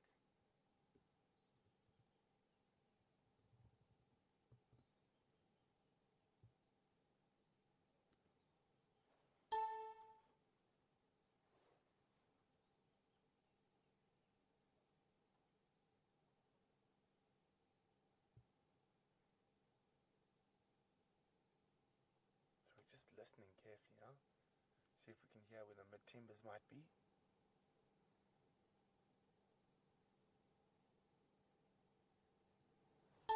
Here come more of the males. I'm just going to move forward a little bit.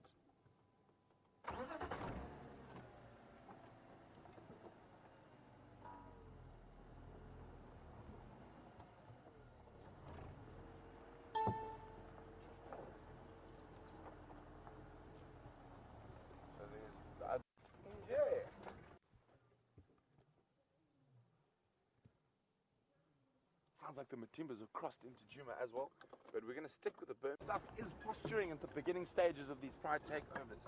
So because the Matimbas are so big and have been dominant for so long, I think the Birminghams might have used this as just a little tester to try see how weak or dominant or what the Matimbas were, and obviously the Matimbas have responded in kind. It's difficult to say whether they waited until they could see these young males. There they are up there. But they are highly mobile now. Running through the bushes. Whoops, daisies.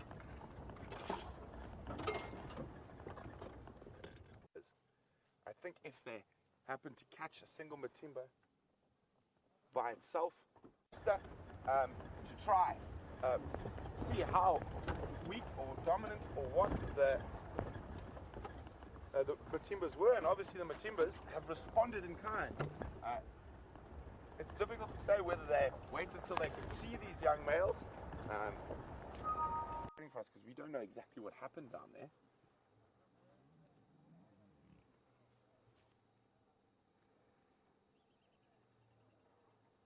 Prides that the Matimbas have lorded over, those three cubs will survive to adulthood, and I'm quite sure they're going to join up to carry on using that sheer force of numbers. But they have occasionally gone into the western sections, and they did that. Matimbas are now heading east at speed, and the Birminghams are now just over here. You can hear the Matimbas getting further and further and further away, but still roaring back. Almost directly where those Birmingham boys were heading. I will try get hold of some of the guys from the eastern sections a little bit later on a different channel to find out if those six lionesses did move off immediately. My sneaky suspicion is they have left that buffalo and they have hightailed it out of there. The Birminghams look like they're the ones who are going to be scoring a free meal at the moment. That'll also be a really interesting thing to watch, whether they stop and feed on that buffalo or they decide to keep putting pressure on those Matimba males. Oh, okay. So much excitement so early in the morning. How can we... So let's start basically back. Let's calm everything down. And let's talk about pride takeovers. Obviously, we've chatted quite a bit about speculation. Now we've seen what's happened. The Birminghams for quite a while have started calling up in the north. This is definitely the furthest to the south, I think, they've ever been seen. I know they have occasionally gone into the western sections, and they did that. Matimbas are now heading east at speed, and the Birminghams are now just over here. You can hear the Matimbas getting further and further and further away, but still roaring back.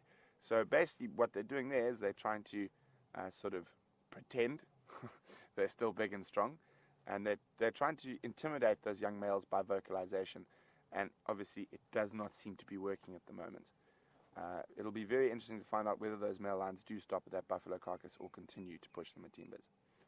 So as male lions get to this sort of age, the young guys, the Birminghams, they start getting a little bit more cheeky. So they'll start calling in another coalition's area, and they have been doing that for quite a while now. We've often heard those 5 male lions roaring to the north of us, and then this morning when we first heard the lions calling, now it makes me wonder. We were pretty sure we heard Birmingham's to the north at around 4:15 and Matimba's to the south. So the Birminghams then seem to have responded, and they've been looking to find out whether those male lions do stop at that.